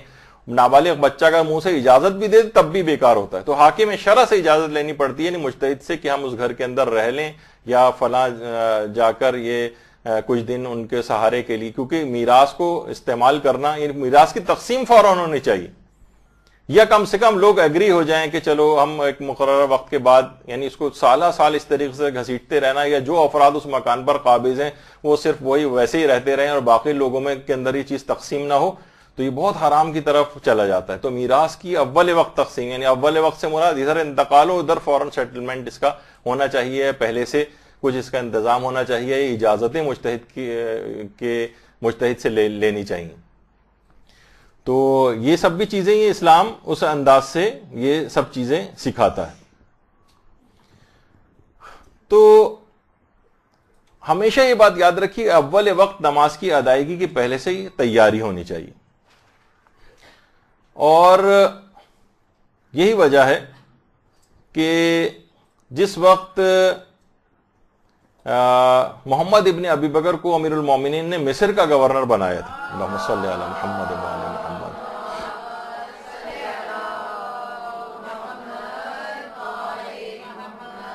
تو باقاعدہ ہدایت نامہ لکھ کر دیا تھا. اس ہدایت نامے کے اندر محمد ابن ابی بکر کو باقاعدہ امیر المومنین نے لکھا تھا کہ نمازوں کو ان کے اول وقت میں انجام دینا. وہ تو دیکھیے مومن سے ویسی تقاضا ہونا چاہیے، لیکن جو آفیشل ہدایت نامہ دیا ہے اس کے اندر نمازوں کو اول وقت میں انجام دینے کی امام نے نصیحت فرمائی تھی، اور کہا تھا یہ بات یاد رکھ لو کہ ہر چیز نماز کے تابع، تبعن لصلاتے کا، الصلاتے کا نہیں بلکہ لصلاتے کا، کہ تمہارا ہر عمل نماز کے تابع. یعنی اگر نماز تم نے ٹھیک طریقے سے کر دی تو سارے اعمال بھی انشاءاللہ تمہارے قبول بھی ہوں گے اور اچھے بھی ہوں گے، کامیاب بھی ان کے اندر رہو گے. اور نمازوں کو دیر تاخیر سے پڑھا، قضا کر کے پڑھا، یا اس کو اس طرح سے توجہ نہیں دی، تو نمازوں کے اندر بھی ان کاموں کے اندر بھی آپ کو ناکامی کا سامنا کرنا پڑے گا. اور یہی وجہ ہے کہ باقاعدہ جو صحیفہ نور ہے جو امام خمینی کی سیرت اور ان کے کلمات پہ پورا ایک بہت بڑا ایک سمجھے ایک لحاظ سے ایک انسائکلوپیڈیا ٹائپ کا بنایا گیا ہے صحیفہ نور، اس کی 12ویں جلد میں امام خمینی کا ایک قول نقل کیا گیا کہ خود امام خمینی فرماتے ہیں کہ جس وقت میں مکے میں تھا تو وہاں انہوں نے لکھا کہ میں کتابوں کی دکان میں داخل ہو کر کتابوں کو دیکھ رہا تھا کہ اسی وقت اذان کی آواز بلند ہوئی مسجد الحرام سے، تو دکاندار فوراً اپنی جگہ سے اٹھا اور ایک جملہ کہتا ہوا بھاگتا ہوا مسجد الحرام کی طرف چلا گیا، سنت الحنفیہ. یعنی انہوں نے کہا کہ نیک لوگوں کی سنت ہے یہ کہ تیز رفتاری کے ساتھ انسان سارے اپنے کام بند کر دے. کہہ رہے ہیں اس نے بالکل بس نماز کی ادائیگی کے لیے جلدی جلدی دکان کو اپنی بند کی اور دوڑتے. انہوں نے امام خمینی نے باقاعدہ بات کہی ہے کہ صاحبان ایمان کو بھی اسی طریقے سے اول وقت نماز کی پابندی کرنا چاہیے. یہ نہیں کہ آپ ہر چیز میں وہاں کے افراد کی عام طور پر مذمت ہی کرتے رہتے ہیں. کچھ اگر اچھی باتیں ہیں تو سیکھنی بھی چاہیے کہ یہ بات اصلاً ہمارے اندر ہونی چاہیے تھی کہ غیر اس کو اپنا رہے ہیں اور ہم جو ہیں اس سے صرف نظر سے کام لے رہے ہیں. باقاعدہ مفتاح الفلاح کے اندر روایت تذکرہ کی گئی ہے جس میں حضرت موسیٰ علیہ السلام نے ایک دفعہ پروردگار عالم سے یہ بات پوچھی کہ پروردگار جو شخص نمازوں کو ان کے اول اوقات میں انجام دیتا ہے اس کا کیا اجر و ثواب ہے؟ تو پروردگار نے حضرت موسیٰ سے فرمایا موسیٰ وہ مجھ سے جس چیز کی بھی آرزو کرے گا میں اس کو عطا کر دوں گا، جس چیز کی بھی. یعنی اول وقت میں نمازوں کی ادائیگی کرنے والے کی ہر خواہش پوری ہوتی ہے اور علماء فرماتے ہیں کہ ایسا شخص مستجاب الدعوات بن جاتا ہے. یعنی یہ جو بھی دعا کرے گا دعا قبول ہوگی، کیونکہ پروردگار نے وعدہ کیا حضرت موسیٰ کے اس حدیث کے اندر کہ جو بھی مجھ سے مانگے گا اول وقت نماز کی ادائیگی کے بعد میں اس کی اس دعا کو ضرور قبول کروں گا.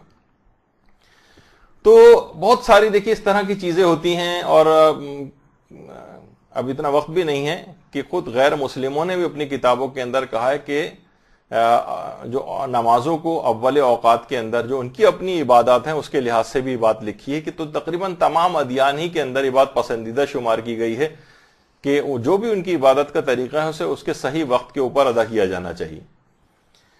اور چھٹے امام یہ جملہ بھی ارشاد فرماتے تھے کہ اللہم صلی علی محمد و علی محمد،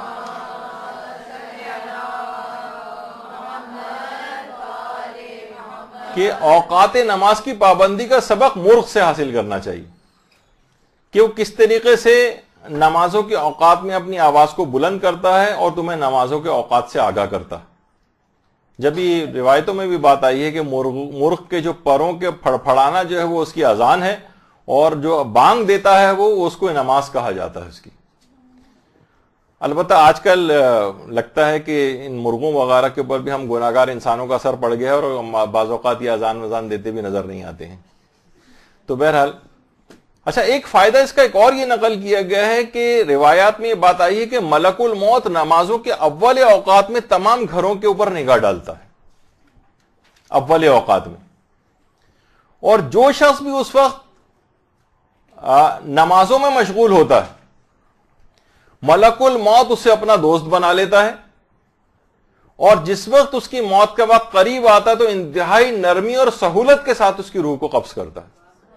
یعنی ملک الموت اس وقت نمازوں کے اوقات میں لوگوں کے گھروں میں نگاہ ڈالتا ہے، جو بھی اس وقت نمازوں میں مشغول پاتا ہے بس وہ ملک الموت کا اس لحاظ سے منظور نظر ہو جاتا ہے کہ جس وقت اس کا اصل وقت آئے گا قریب تو اس وقت نہایت سہولت اور آرام کے ساتھ اس کی روح کو قبض کرے گا. یہ خود کتنا بڑا ثواب ہے. اور ابھی آپ نے جو اسرار الصلاۃ جواد ملکی تبریزی کی کتاب کا ٹائٹل دیکھا تھا اس کے اندر بھی ایک حدیث پیغمبر اسلام ختمی مرتبہ صلی اللہ علیہ وآلہ وسلم صلی اللہ علیہ محمد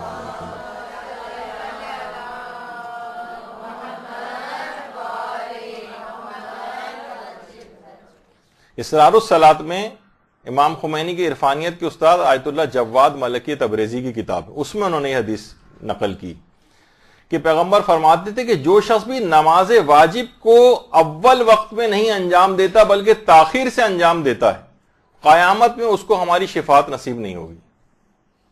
نمازوں کو تاخیر سے پڑھنے والے کے متعلق یہ بات کہی گئی ہے کہ وہ ہماری شفاعت سے محروم ہو جائے گا. یعنی جب تم اتنے لاپرواہ ہو, تم نماز کو اہمیت نہیں دے رہے, کہ پیغمبر اس نماز کو اہمیت دیتے تھے اور ایسے کھڑے ہو جاتے تھے اپنے خاندان والوں سے جسے پہچانتے ہی نہ ہو. ائمہ کی سیرت یہ تھی, تم اتنے لاپرواہ ہو ان کے ماننے والے ہو کر بھی کہ تم نمازوں کو تاخیر سے پڑھتے ہو. جب تمہیں اس کی کوئی پرواہ نہیں تو تمہاری بھی وہاں پرواہ نہیں کی جائے گی. شفاعت کے لیے کیوں پرواہ کی جائے پھر؟ تو یہ بہت علماء, بڑے بڑے علماء نے اس روایت کو لکھا ہے کہ ان کو ہماری شفاعت نصیب نہیں ہوگی. اور اتنے پابند تھے مراجع کی زندگی جیسے کہ مصطفیٰ خمینی, امام خمینی کے بیٹے, یہ جب نجف اشرف میں شہید کر دیے گئے تو لوگ مسلسل امام خمینی کے پاس تعزیت کے لیے آتے رہے, اور لوگ مسجد کے اندر بیٹھے ہوئے تھے اور تقریباً یقین تھا کہ آج تو آقا کے بیٹے کی شہادت ہوئی ہے, لوگ تعزیت کرنے والوں کا تانتا بندھا ہوا ہے, آج تو مشکل ہے کہ آقا مسجد میں آئیں. لیکن جیسے ہی ظہر کا اول وقت آیا, لوگوں نے دیکھا کہ امام خمینی مسجد میں تشریف لے آئے اور وہاں آ کر نماز کی امامت فرمائی. تو مراجع کی سیرت کے اندر یہ بات ملتی ہے کہ ہر نماز کو اس کے اول اوقات میں انجام دینا. یہی وجہ ہے کہ باقاعدہ اسرار الصلاۃ, بہت اس نام سے بہت ساری کتابیں لکھی گئیں. ان میں ایک آیت اللہ عبد الحسین تہرانی کی کتاب بھی ہے اسرار الصلاۃ. وہ فرماتے تھے کہ 3 اوقات میں 3 عظیم مقامات کو یاد کرنا چاہیے. یہ جو اول اوقات ہے نا, مثلا نماز فجر کا جو اول وقت ہے, اس وقت صبح قیامت کو یاد کرنا چاہیے. یہ باقاعدہ وہ والا وقت یاد کرنے کا موقع ہے. اور نماز ظہرین کا جب اول وقت آئے, اس وقت محشر کی گرمی کو یاد کرنا چاہیے, کہ اس وقت میدان قیامت میں کتنی زیادہ شدید گرمی ہوگی جیسے عام طور پر ظہر کے وقت ہوتی. اور نماز مغربین کا جب اول وقت آ جائے تو قبر کی تاریکی کے موقع کو یاد کرنا چاہیے. اس مقام کو یاد کرنا چاہیے کہ ایسی تاریکی ہوگی جب میں قبر کے اندر پہنچایا جاؤں گا. تو یہ نمازوں کے اول اوقات میں ادائیگی یہ خاص موقعوں کی بھی نشاندہی کرتی. اور جیسے کہ مختلف واقعات ہیں, ان میں ایک امام خمینی کے داماد جو تھے ڈاکٹر محمود بروجردی, امام خمینی کے داماد تھے جو ان کے ساتھ تصویر میں نظر آ رہے ہیں. یہ خود کہتے ہیں کہ امام خمینی نماز کو اول اوقات میں پڑھنے کی اتنی تاکید کرتے تھے, اور ایک روایت بھی نقل کرتے تھے چھٹے امام کی کہ جو بھی نماز کو ہلکا سمجھے گا اسے میری شفاعت نصیب نہیں ہوگی. چھٹے امام میں جملہ کہتے تھے. یہ امام خمینی اس حدیث کو بہت پڑھتے تھے. تو کہنے لگے ایک دن میں نے ان سے پوچھ لیا کہ یہاں پر نماز کے ہلکا سمجھنے سے کیا مراد ہے, یعنی کیا یہ اس سے مراد ہے کہ مثلا کبھی کوئی شخص نماز پڑھے, کبھی کوئی نماز قضا کر دے, پھر پڑھے پھر قضا کر دے, کیا یہ مراد ہے؟ کہا نہیں, بلکہ اس کی مراد یہ ہے کہ جب نماز کا وقت ہو جائے تو اس کے اول وقت میں نہ پڑھے اور دوسرے کاموں کو نماز کے اوپر مقدم کر دے. یہ نمازوں کو ہلکا سمجھنا ہے, یہ نمازوں کو ہلکا سمجھنا. تو ہر یاد رکھ لیجئے کہ اتنی زیادہ اہمیت کی باتیں, واقعات آپ کے سامنے اس وجہ سے پیش کی تو آپ کو اندازہ ہو جائے کہ نمازوں کے لیے ہمیشہ پہلے سے ان اوقات کی پابندی کر کے نمازوں کو انجام دینا ہے, بہت پہلے سے اس کی تیاری کرنی, کاموں کو نمٹائیں, سمیٹیں, مینوپولیٹ کریں, کون سا پہلے کرنا ہے کون سا بعد میں کرنا. اچھا اب یہ نماز کا وقت آ گیا, اور اتنا ٹائم ایلوکیٹ کریں نماز کو. مثلا یہ ہوتا ہے نا کہ بس فوراً جلدی جلدی نماز پڑھنی. مثلا اگر آپ سوچ لیں کہ بھائی مجھے 5 منٹ نماز ظہر کو لازمی دینے, تو اس کے اندر اذان بھی ہو جائے گی, اقامت بھی ہو جائے گی, اطمینان سے نماز بھی ہو جائے گی, تسبیح بھی ہو جائے گی, سجدہ شکر بھی ہو جائے گا, جلد بازی کی بھی ضرورت نہیں ہے. تو یہاں پر ایسا بھی کیا کسی کے پیچھے مصیبت لگی ہوئی ہے کہ وہ 1-2 منٹ جو ہے بلاخر نمازوں کو تو پڑھنا ہی ہے, چاہے اول وقت اتنا ہی لگے گا, چاہے اول وقت میں پڑھیں چاہے آخری وقت میں پڑھیں, لیکن کتنی فضیلت آپ کے ہاتھ سے نکل جائے گی. اچھا, اب بہت بڑا مسئلہ یہ ہوتا ہے کہ دیکھیے نمازوں کو ملا کر پڑھنے کی تو اجازت ہے, نمازوں کو ملا کر پڑھنے کی تو اجازت ہے, لیکن نمازوں کو ان کے اوقات فضیلت میں پڑھنا زیادہ ثواب رکھتا ہے, کہ ہر نماز کو آپ اپنے وقت فضیلت پر پڑھیں. ملا کر پڑھنے میں بھی کوئی حرج نہیں, یعنی ایک ہوتا ہے جمع بین الصلاتین, جمع بین الصلاتین یعنی 2 نمازوں کو ملا کر پڑھنا, اور مستحب ہے کہ اوقات فضیلت میں پڑھیں. تو اب یہ ذرا اب ہمارے کچھ مسائل فقہ شروع ہو رہے ہیں جس کے اندر آپ کو تھوڑا سا دماغ لگانا پڑے گا. دیکھیے سب سے پہلے 4-5 اصطلاحات کو سمجھ لیں. یہ بہت زیادہ نمازوں کے اوقات میں ہوتی ہیں کچھ ٹرمینالوجیز. مثلا ایک کہلاتی ہے وقت فضیلت. وقت فضیلت یعنی وہ وقت جس دوران نماز کا پڑھنا بہت فضیلت رکھتا ہے. اچھا جب وہ وقت فضیلت گزر جائے, کچھ خاص ٹائمنگز ہیں جو بھی آگے چل کے آنے والے ہیں, تو نماز کا وقت ابھی باقی رہتا ہے لیکن عام وقت شروع ہو جاتا ہے, اور اس کے بعد پھر وہ عام وقت چلتا ہے قضا ہونے تک. یعنی وقت فضیلت وہ خاص وقت ہے جس میں نمازوں کو پڑھنا بہت فضیلت کا حامل ہے, اور وہ وقت گزر جائے تو پھر نمازوں کی فضیلت یعنی بہت زیادہ ثواب نماز کم ہو جاتا ہے. یہ تو ہو گیا وقت فضیلت, یہ تو آسان ہے سمجھنا. ایک ہوتا ہے وقت اجزا یعنی عام وقت. عام وقت مثلا جیسے ہی نماز ظہر کا وقت شروع ہوا, نماز عصر کا وقت بھی ساتھ ہی آ گیا. لیکن ظاہر ہے جب تک ظہر نہ پڑھ لیں عصر پڑھ نہیں سکتے, تو نماز ظہر تو آپ نے اول وقت میں پڑھ لی. لیکن اکثر علماء مثلا آغا سیستانی ہے جو اور دیگر علماء ہیں وہ کہتے ہیں کہ نماز عصر کا وقت فضیلت بعد میں شروع ہوگا, لیکن نماز عصر کا وقت اجزا عام وقت پہلے شروع ہو جاتا ہے. یعنی جیسی آپ نے ظہر پڑھی اب نماز عصر کا عام وقت شروع ہو گیا, اور وقت فضیلت شروع ہوگا کچھ گھنٹوں کے بعد. وہ بھی آگے چل کر آتا ہے کہ جب میں وہ بتاتا ہوں. تو یہ عام وقت ہے, اور عام وقت کے بعد پھر وقت فضیلت آئے گا عصر کا, اور پھر وقت فضیلت عصر جب ختم ہوگا تو قضا ہونے تک پھر عام وقت شروع ہو جائے گا. یعنی نماز عصر کا فوراً وقت فضیلت نہیں آیا اکثر علماء کے نزدیک. آقا کوئی کے نزدیک البتہ آ جاتا ہے, وہ ایک الگ ہے, لیکن آپ میں سے تو شاید ہی کوئی ان کی تقلید میں ہو. آقا سیستانی فرماتے ہیں وقت فضیلت بعد میں شروع ہوگا, یعنی نماز عصر کا وقت آ گیا ہے لیکن عام وقت آیا ہے. وقت فضیلت ذرا بعد میں شروع ہوگا, اور وہ وقت فضیلت جب گزر جائے گا اس کا بھی ایک ڈیوریشن ہے. اس کے بعد پھر عام وقت شروع ہوگا جو کہ قضا کے وقت تک چلتا رہے گا. اور اسی طریقے سے نماز مغرب کا بھی وقت ہے. تو یہ ہے وقت اجزا کہلاتا ہے, یعنی عام وقت جس میں فضیلت ختم ہو گئی, یا ابھی وقت ہی نہیں آیا اور فضیلت شروع نہیں ہوئی. اچھا پھر اس کے بعد تیسری اصطلاح یاد رکھیے وقت اختصاصی. ہر نماز کا کوئی ایک وقت ایسا ہوتا ہے جس میں صرف وہی نماز پڑھی جا سکتی ہے, کوئی اور نماز نہیں ہو سکتی. مثلا غروب آفتاب سے پہلے اگر صرف 4 رکعت ہی نماز کا وقت بچے اور آپ نے ظہر عصر کی نماز ابھی تک نہیں پڑھی, اب اگر پڑھنے کھڑے ہوں گے تو صرف 4 رکعت ہی نماز پڑھ سکتے ہیں. تو یہ نماز عصر کا خصوصی اختصاصی وقت ہے, اس میں نماز ظہر نہیں پڑھی جا سکتی. یعنی اگرچہ آپ نے ظہر و عصر نہیں بھی پڑھی اور صرف 4 رکعت ہی نماز کا وقت بچا ہے تو واجب ہے کہ نماز عصر پڑھیں, اور ظہر کی تو ظاہر قضا ہو جائے گی جب آپ پڑھیں گے, اس کے بعد قضا ظہر بعد میں انجام دے لیں یا اگلے کسی دن میں انجام دے لیں. یعنی یہ وقت اختصاصی جس میں کوئی صرف ایک مخصوص نماز جس کا وہ وقت ہے صرف وہ پڑھی جا سکتی, کوئی اور نماز نہیں پڑھی جا سکتی. یعنی یہ وقت اختصاصی جو ہے, جیسے میں نے اس کی مثال دی کہ غروب سے پہلے صرف 4 رکعت ہی نماز کا وقت بچ جائے, یا اگر کوئی مسافر ہے تو 2 رکعت ہی نماز کا وقت بچ جائے, تو وہ خاص وقت ہے جس میں وہی عصر کی نماز پڑھی جائے گی. ظہر چاہے قضا ہو جائے, بلکہ قضا کرنی ہی واجب ہے, اس کو قضا کر کے پڑھے.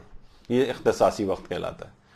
اچھا ایک اصطلاح اور ہے جسے کہتے ہیں اول وقت. دیکھیے وقت فضیلت تو وسیع ہوتا ہے, مثلا کبھی وقت فضیلت 2 گھنٹے کا ہے, کبھی الگ الگ ہیں, ابھی میں وقت فضیلت آئیں گے ابھی بعد میں, وہ ہر نماز کے اعتبار سے. تو وقت فضیلت میں بھی اگر مثلا 2 گھنٹے کا وقت فضیلت ہے تو جتنی بھی اول پڑھیں گے, جتنی بھی ارلی پڑھیں گے نماز کو, یہ اول وقت کہلائے گا.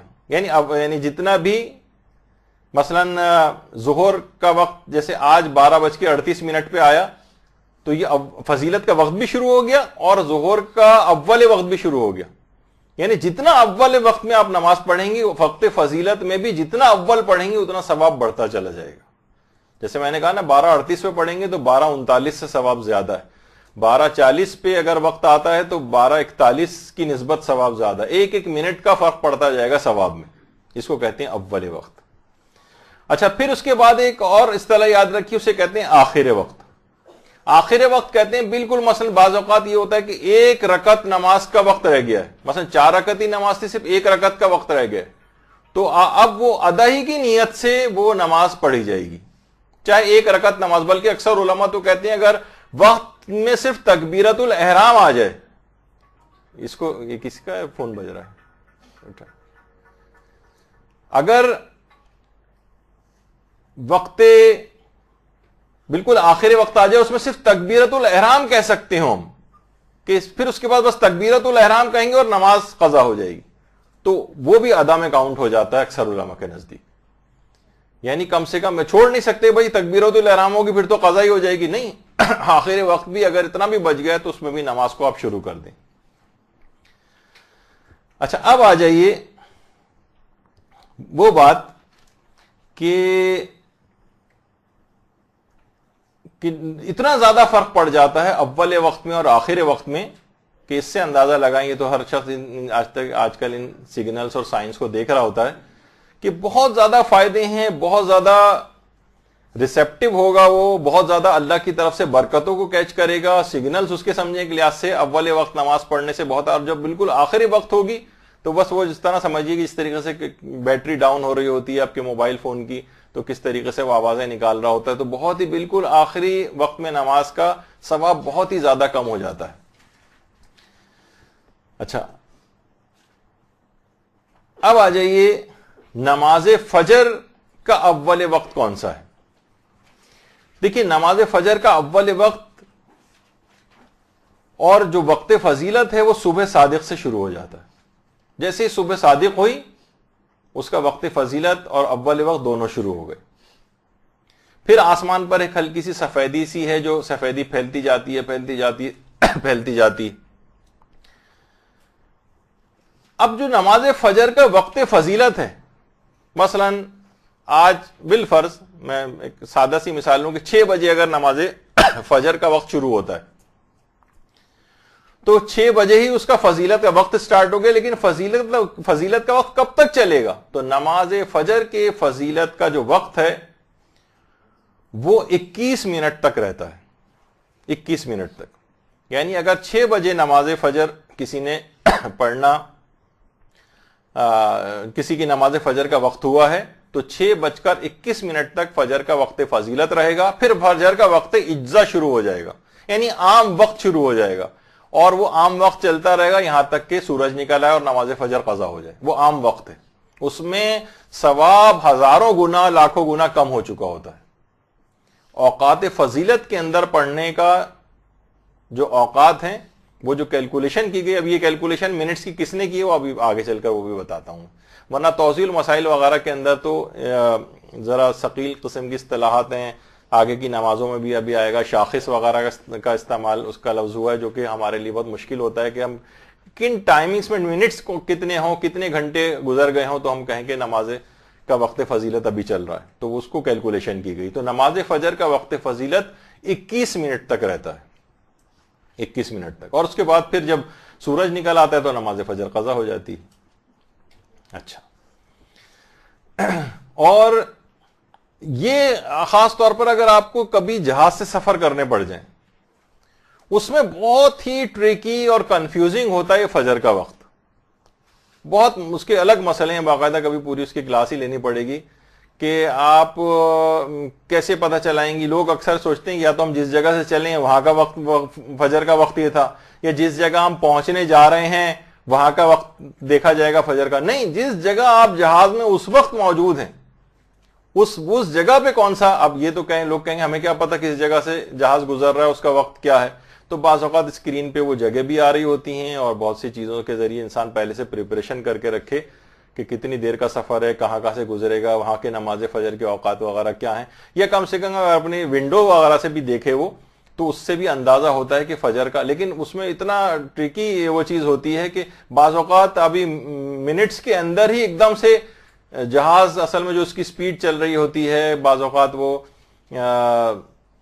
اتنی رفتار سے جا رہا ہوتا ہے کہ بہت جلدی نماز کا جو وقت ختم ہو جاتا ہے. تو بہت کیئرفلی آپ کو نہ پہلے پڑھ لیں وقت سے نہ آپ وقت کے بعد پڑھیں قضا ہو جائے. بعض اوقات تو احتیاطاً کبھی کبھار ایسا بھی ہوتا ہے کہ 2 دفعہ بھی نمازیں پڑھنا پڑ جاتی ہیں کہ صحیح طور پر اگر اندازہ نہیں ہو رہا ہو وقت کا. خیر وہ ایک الگ ہے. لیکن یہ کہ بہرحال یہ نمازوں کے اول اوقات کے اعتبار سے یعنی ایسا نہ ہو کہ ابھی اطمینان نہ ہو آپ کو اور اول وقت کے چکر میں آپ نماز کو وقت سے پہلے شروع کر دیں.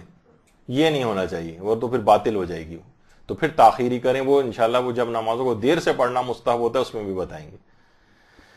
اور فجر کے اندر خاص طور پر تاخیر کرنا, چاہے تاخیر کرنے سے مراد یہ نہیں ہو رہی کہ قضا نہیں, آخر وقت میں فجر پڑھنا, اس کے متعلق باقاعدہ ایک روایت بھی ہے زہری کی یا زہری کی کہ جس میں امام زمانہ کے جو شوق کے اندر زہری جو تھے, اللہم صلی علی محمد و علی محمد,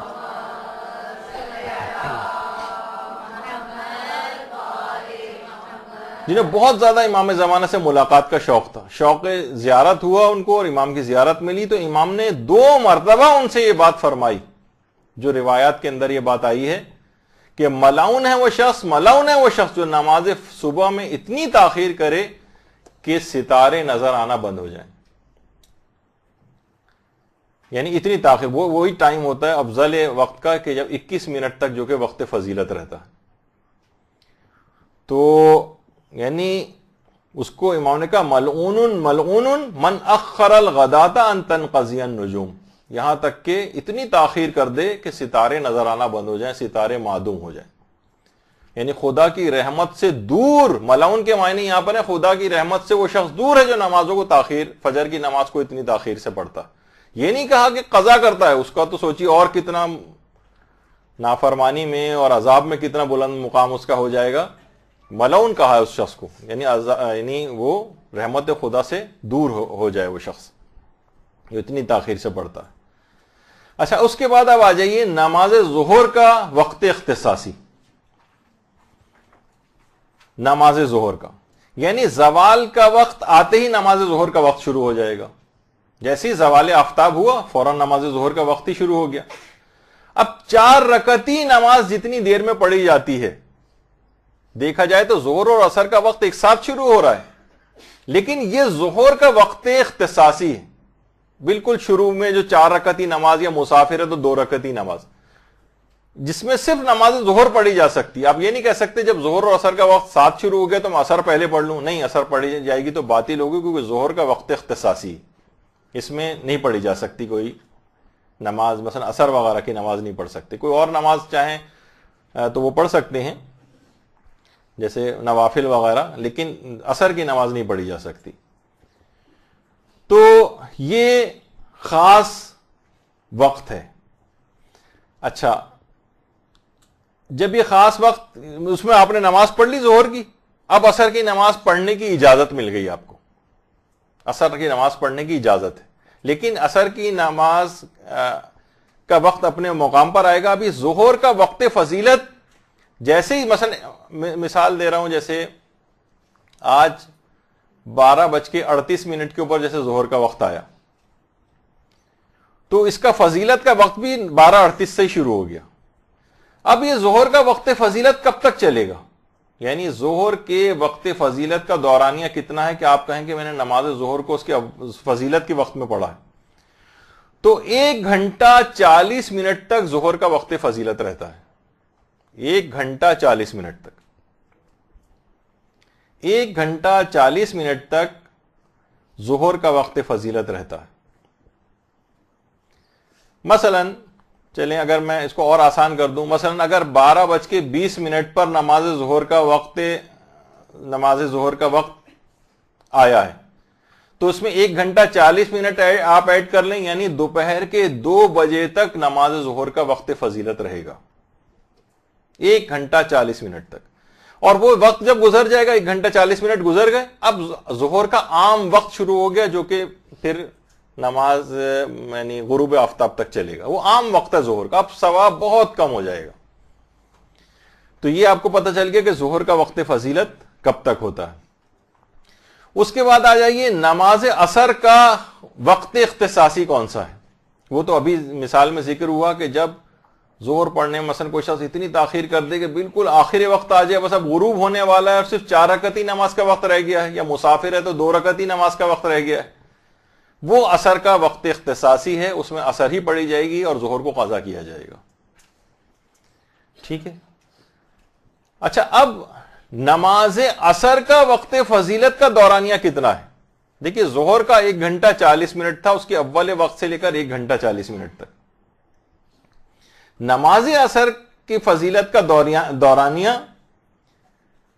یعنی جس وقت آپ نے نماز ظہر پڑھی 4 رکعت کی, وہ ٹائم آپ نکال دیجئے, اور وہاں سے کیلکولیشن آپ شروع کریں تو نماز ظہر کے اول وقت سے 2 گھنٹہ 50 منٹ بعد عصر کا وقت فضیلت شروع ہوتا ہے.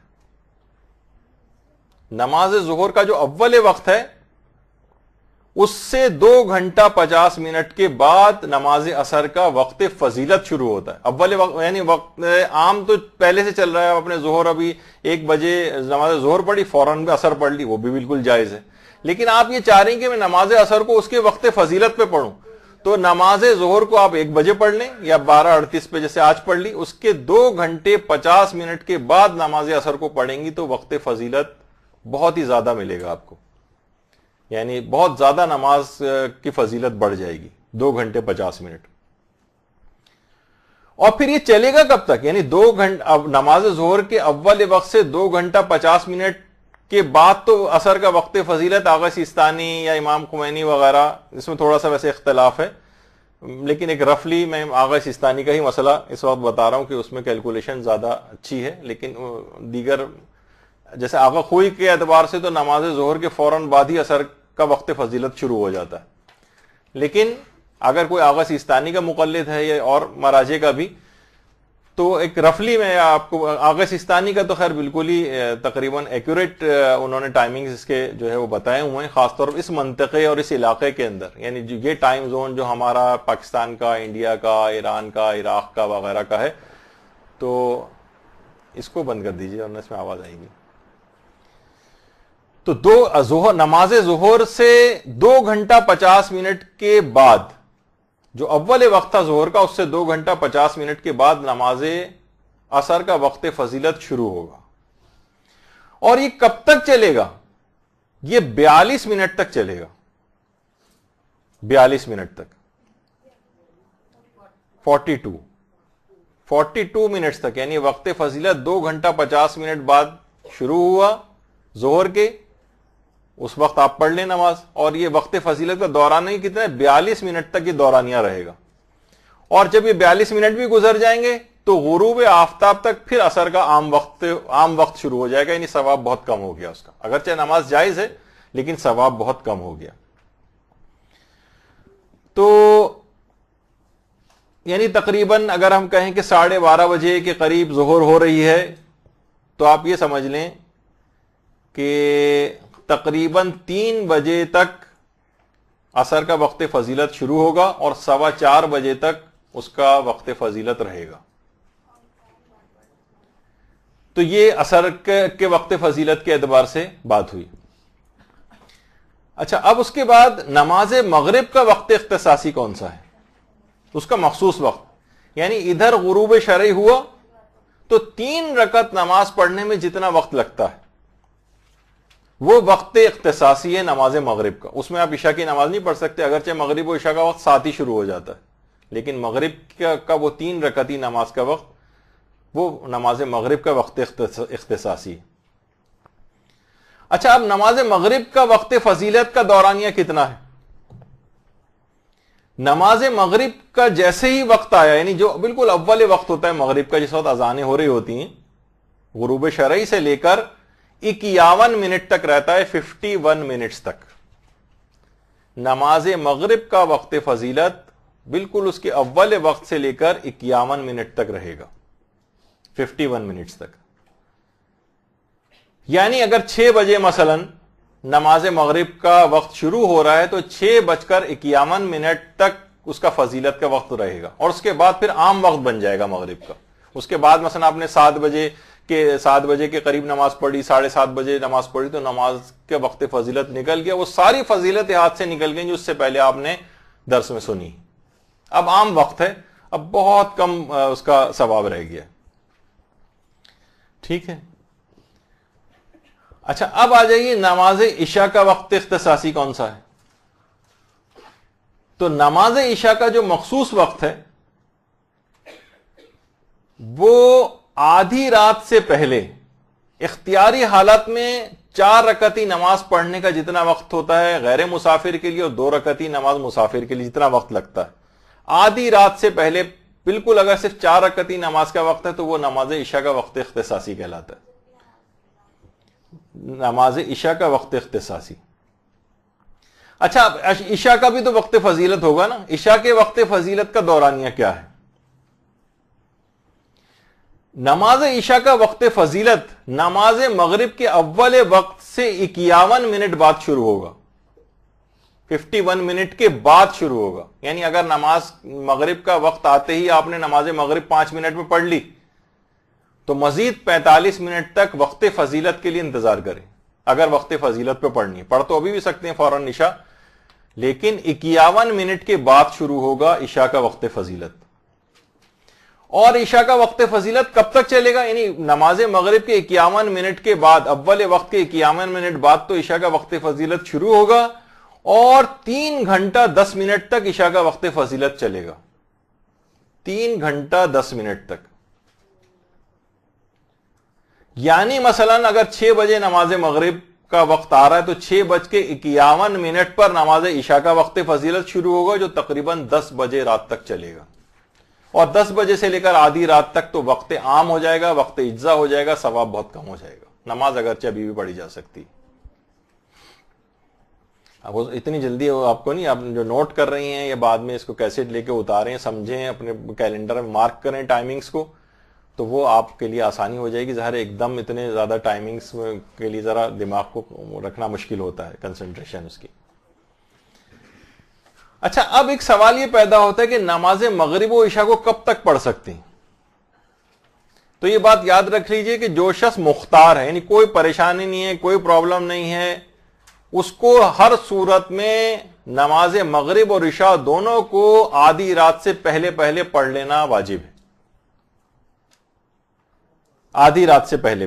اس کو کہتے ہیں کہ یہ مختار کے لیے، یعنی جو بالکل کوئی پرابلم نہیں ہے، حالت اختیار میں آدھی رات سے پہلے پڑھ لیں آپ. اب یہ وقت فضیلت وغیرہ کو چھوڑیں، یعنی بس واجبات والا مسئلہ بیان ہو رہا ہے کہ آدھی رات سے پہلے پڑھ لیں. اور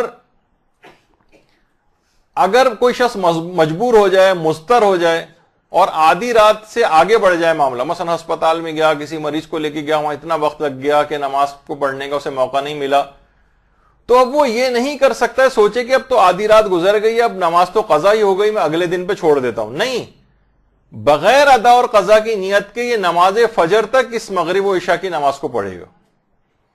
یہ دوبارہ کہہ دیتا ہوں کہ جو مختار ہوتا ہے نا، جس کو کوئی پرابلم نہیں، وہ تو آدھی رات سے پہلے نماز مغربین کو پڑھ لے. لیکن اگر کوئی مجبوری ہو جائے اس کو کہ وہ آدھی رات تک نماز کو نہیں پڑھ سکے، تو وہ بغیر ادا اور قضا کی نیت کے نماز فجر تک نماز مغرب و عشاء کو پڑھ سکتا ہے، بلکہ پڑھنا ہے. یعنی وہ یہ سوچ کر قضا نہیں کرے گا کہ بھائی اب تو وقت نکل گیا، آدھی رات تو گزر گئی، میں کل ول پرسوں ترسوں جس طرح عام نمازیں قضا ہو جاتی ہیں کبھی بھی پڑھ لیں گے. یہ نہیں کر سکتا. تو اچھا اب یہاں پر ایک مسئلہ یہ پیش آتا ہے کہ آدھی رات کا حساب کیسے کریں؟ آدھی رات کا حساب، اس میں تھوڑا سا علماء میں اختلاف ہے. کچھ علماء یہ کہتے ہیں کہ غروب آفتاب سے لے کر فجر تک کا جو ٹائم ہے اس کے گھنٹے آپ کیلکولیٹ کریں، اسے 2 سے ڈیوائڈ کر دیں تو آدھی رات بن جائے گی. کچھ علماء کہتے ہیں کہ نہیں، نماز مغرب کے وقت سے لے کر سورج نکلنے تک کا جو وقت کا دورانیہ بنے گا اسے 2 سے ڈیوائڈ کریں تو اتنے گھنٹے آدھی رات بنیں گے. یعنی اگر میں کہوں اس کو آسانی کے لیے، جیسے مثلا 6 بجے آج کل مغرب ہو رہی ہے اور بالفرض صبح کے 7 بجے، ویسے 7:15 تک قضا ہو رہی ہے آج کل، لیکن ہم کہتے ہیں چلے صبح کے 7 بجے جو ہے وہ نماز فجر قضا ہوتی، لیکن فجر قضا نہیں، نماز فجر ادا کا وقت جو ہے اس کا دیکھا جائے گا. اگر 12 گھنٹے کی رات ہے تو اس کا مطلب یہ ہوا کہ 6 گھنٹے کے بعد آدھی رات شمار ہوگی. یعنی 12 گھنٹے کی رات ہے, یعنی کبھی یہ رات کے 12 بجے آپ کی نماز ظہر اور نماز مغرب اور عشاء کا وقت آدھی رات کبھی 12 بجے ہوگی, کبھی 11:30 بجے ہوگی, اور کبھی 11:15 بجے تک بھی ہو سکتی ہے. وہ کیلکولیشن آپ کو رات کی خود کرنی پڑے گی. آج آپ لوگ سب سب نے اپنے وہ آن کیے ہوئے جتنے بھی موبائل فون سے, اس کو بند ہی کر کے بیٹھا کریں سارے. تو آدھی رات کا حساب اس طرح سے ہوتا ہے. تو بہرحال ایک رف طور پر اگر آپ کہیں کہ بھائی اس چکر میں کون پڑے, تو سمجھیے کہ بس 11:30 سے پہلے آپ کو ہر صورت میں اختیاری حالت میں نماز مغرب عشاء کو پڑھ لینا چاہیے. اچھا, اب اتنا وقت نہیں ہے بہت تیز رفتاری کے ساتھ آگے بڑھوں, بہرحال اب اس کو بھی چھوڑیے. تو بہرحال باقاعدہ ایک ادارہ ہے, ادارہ نرم افزار نجوم اسلامی, جو کہ ایران کے اندر بھی ہے اور عراق میں بھی کام کرتا ہے, جو کہ سارے جنہوں نے کیلکولیشن جو ہے وہ ٹائمنگ سے اور اوقات کی جو ہے وہ انجام دی ہے. اچھا, اب دیکھیے نماز فجر کو جو اول وقت میں اور وقت فضیلت میں پڑھنے کی جو روایات, اس کے اندر بہت زیادہ تاکید جو آئی ہے.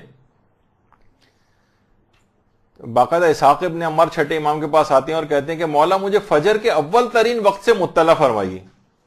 تو امام نے فرمایا کہ طلوع فجر جو ہے وہ افضل ترین وقت ہے, یعنی جیسی وقت آئے. اور پھر امام نے قرآن کی وہ آیت پڑھی کہ انا قرآن الفجر کانا مشہودا, کہ بے شک نماز فجر پر فرشتوں کی گواہی ہوتی, جو سورہ اسراء کی آیت ہے. تو نماز فجر کے متعلق یہ بات کہی جاتی ہے. تو نماز فجر کو دن اور رات کے دونوں فرشتوں کی گواہی اس کے لیے ہوتی ہے, یعنی اس کو دن کے فرشتے بھی اس نماز کو لکھتے ہیں اور رات کے فرشتے بھی اس نماز کو لکھتے ہیں. تو اس کے لحاظ سے اس کا دوہرا ثواب اور اجر جو ہے وہ اس نماز کو کا دیا جاتا ہے. تو ایک تو اتنا بڑا فائدہ آپ کے ہاتھ سے نکل جائے گا کہ ڈبل اگر نماز فجر کو اول وقت میں آپ نے پڑھا تو دن اور رات دونوں کے فرشتے اس نماز کو لکھتے ہیں.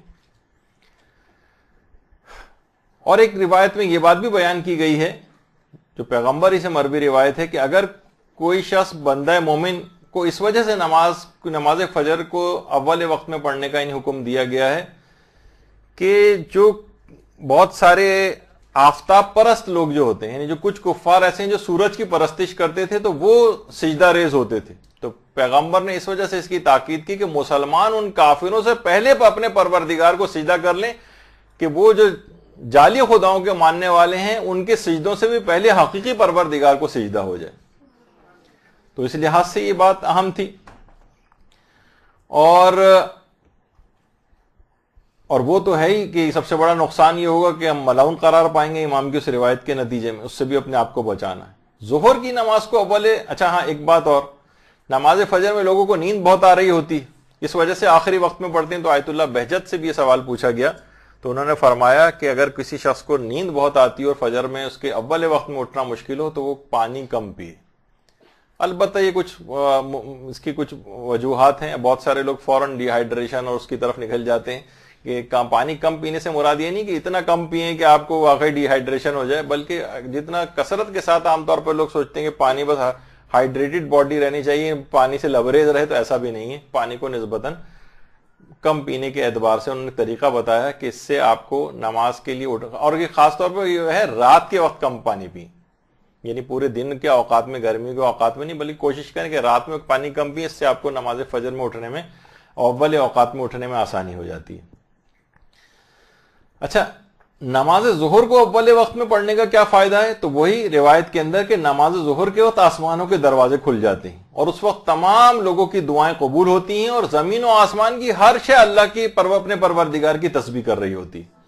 یعنی افسوس ہے کہ مومن ہی اس وقت, یعنی کائنات کی ہر چیز تسبیح کر رہی ہے اور عبادت کر رہی ہے, اور مومن اس وقت اور کاموں میں مشغول ہے. کتنی شرم کا مقام. تو اس کے لیے اس وجہ سے یہ بات رکھی گئی ہے کہ تمام مخلوقات کی عبادت کے ساتھ ساتھ بندہ مومن کی عبادت بھی اس موقع پر شامل ہو جائے, کہ جب کائنات کی ہر شے اللہ کی تسبیح اور عبادت کر رہی ہے تو مومن اس موقع پر کیوں نہ کرے. ایک وجہ یہ ہے. اور ایک وجہ ایک اور بھی بیان کی گئی ہے کہ نماز ظہری کا وقت ہوگا، یعنی جس وقت شدید گرمی ہوتی ہے، کہ یہ کہا جاتا ہے روایتوں میں کہ یہ وہ وقت ہے کہ جب لوگوں کو جہنم کی آگ کے اندر ڈالا جاتا ہے یا ڈالا جائے گا. تو بس جو شخص بھی اس وقت رکوع اور سجود و قیام و تسبیح و تحلیل کے اندر مصروف ہوتا ہے، پروردگار عالم اس کے جسم پر آتش جہنم کو حرام قرار دے دیتا ہے.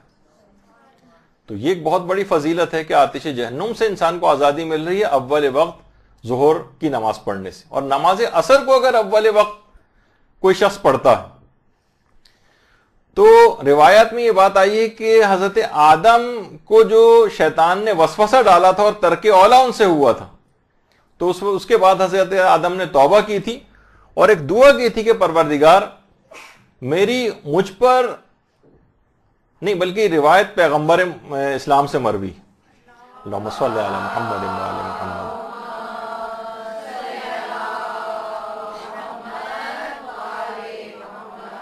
کہ نماز عصر کا ہی وہ وقت تھا کہ جب شیطان نے حضرت آدم کے وسوسہ ڈالا تھا اور ان سے ترک اولا ہوا تھا، اور اس کے بعد آدم نے توبہ کی تھی. تو پیغمبر فرماتے ہیں خدا نے مجھ پر اور میری امت پر نماز عصر کو اسی وجہ سے واجب قرار دیا ہے کہ اسی موقع پر جب اس نے وسوسہ ڈالا اس وقت نماز ادا کر کے شیطان کی ناک کو زمین پر مسل دیا جائے اور اپنے آپ کو شیطان کے مکر و حیلے سے انسان بچا لے.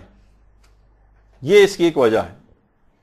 اور ایک اور روایت میں یہ بھی بیان کی گئی ہے بات کہ عصر ہی کا وہ وقت ہے کہ جب آدم کی توبہ قبول ہوئی تو باقاعدہ حضرت آدم نے بارگاہ خداوندی میں عرض کی کہ بار الہ میں چاہتا ہوں کہ میری امت بھی اسی وقت جس وقت میں نے توبہ کی تیری بارگاہ میں حاضر اور گناہوں سے توبہ کرے. پس پروردگار نے نماز عصر کے لیے بات کہی جاتی ہے بلکہ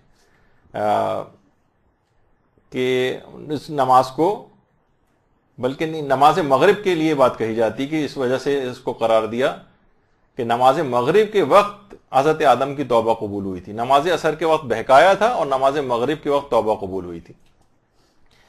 تو وہ تو بھی آگے. البتہ نماز عصر کو اگر کسی نے تاخیر سے پڑھا تو اس کا ایک عجیب و غریب ایک نقصان روایات کے اندر ذکر ہوا ہے کہ امام سے آ کر کسی شخص نے پوچھا کہ جو شخص جان بوجھ کر نماز عصر کو تاخیر سے ادا کرتا ہے اس کے متعلق کیا کہتے ہیں؟ تو امام نے فرمایا ایسا شخص قیامت کے دن بغیر مال و دولت کے اور بے کس و تنہا محشور ہوگا. راوی کہتا ہے میں نے عرض کیا کہ اگرچہ وہ اہل جنت میں سے ہو. امام نے فرمایا ہاں اگرچہ اہل بہشت میں سے ہو. تو اس راوی نے کہا اس کا بہشت میں کیا درجہ ہوگا پھر؟ امام نے فرمایا وہ شخص جنت میں یک و تنہا بغیر زوجہ و فرزند کے ہوگا اور مال و ملال میں سے کچھ اس کے پاس نہیں ہوگا، اور وہ اہل بہشت سے کہے گا کہ میری مدد کرو میں تنہا ہوں، اس کا وہاں کوئی مونس و مددگار نہ ہوگا. بہت سی روایتوں میں کہ وہ جنتیوں سے مانگ مانگ کر کھائے گا. تو جو شخص نماز عصر کو تاخیر سے ادا کرتا ہے اس کا ایک ہی نقصان ہے. اور نماز مغرب کو تو آپ نے ابھی اسی لحاظ سے سن لیا کہ آدم کی توبہ اس میں قبول ہوئی تھی، اور اس موقع پہ جو بھی توبہ کے لیے نماز مغرب کے لیے آ جائے تو وہ اس کی بھی توبہ اسی انداز سے قبول ہوتی ہے جیسے حضرت آدم کی ہوئی تھی.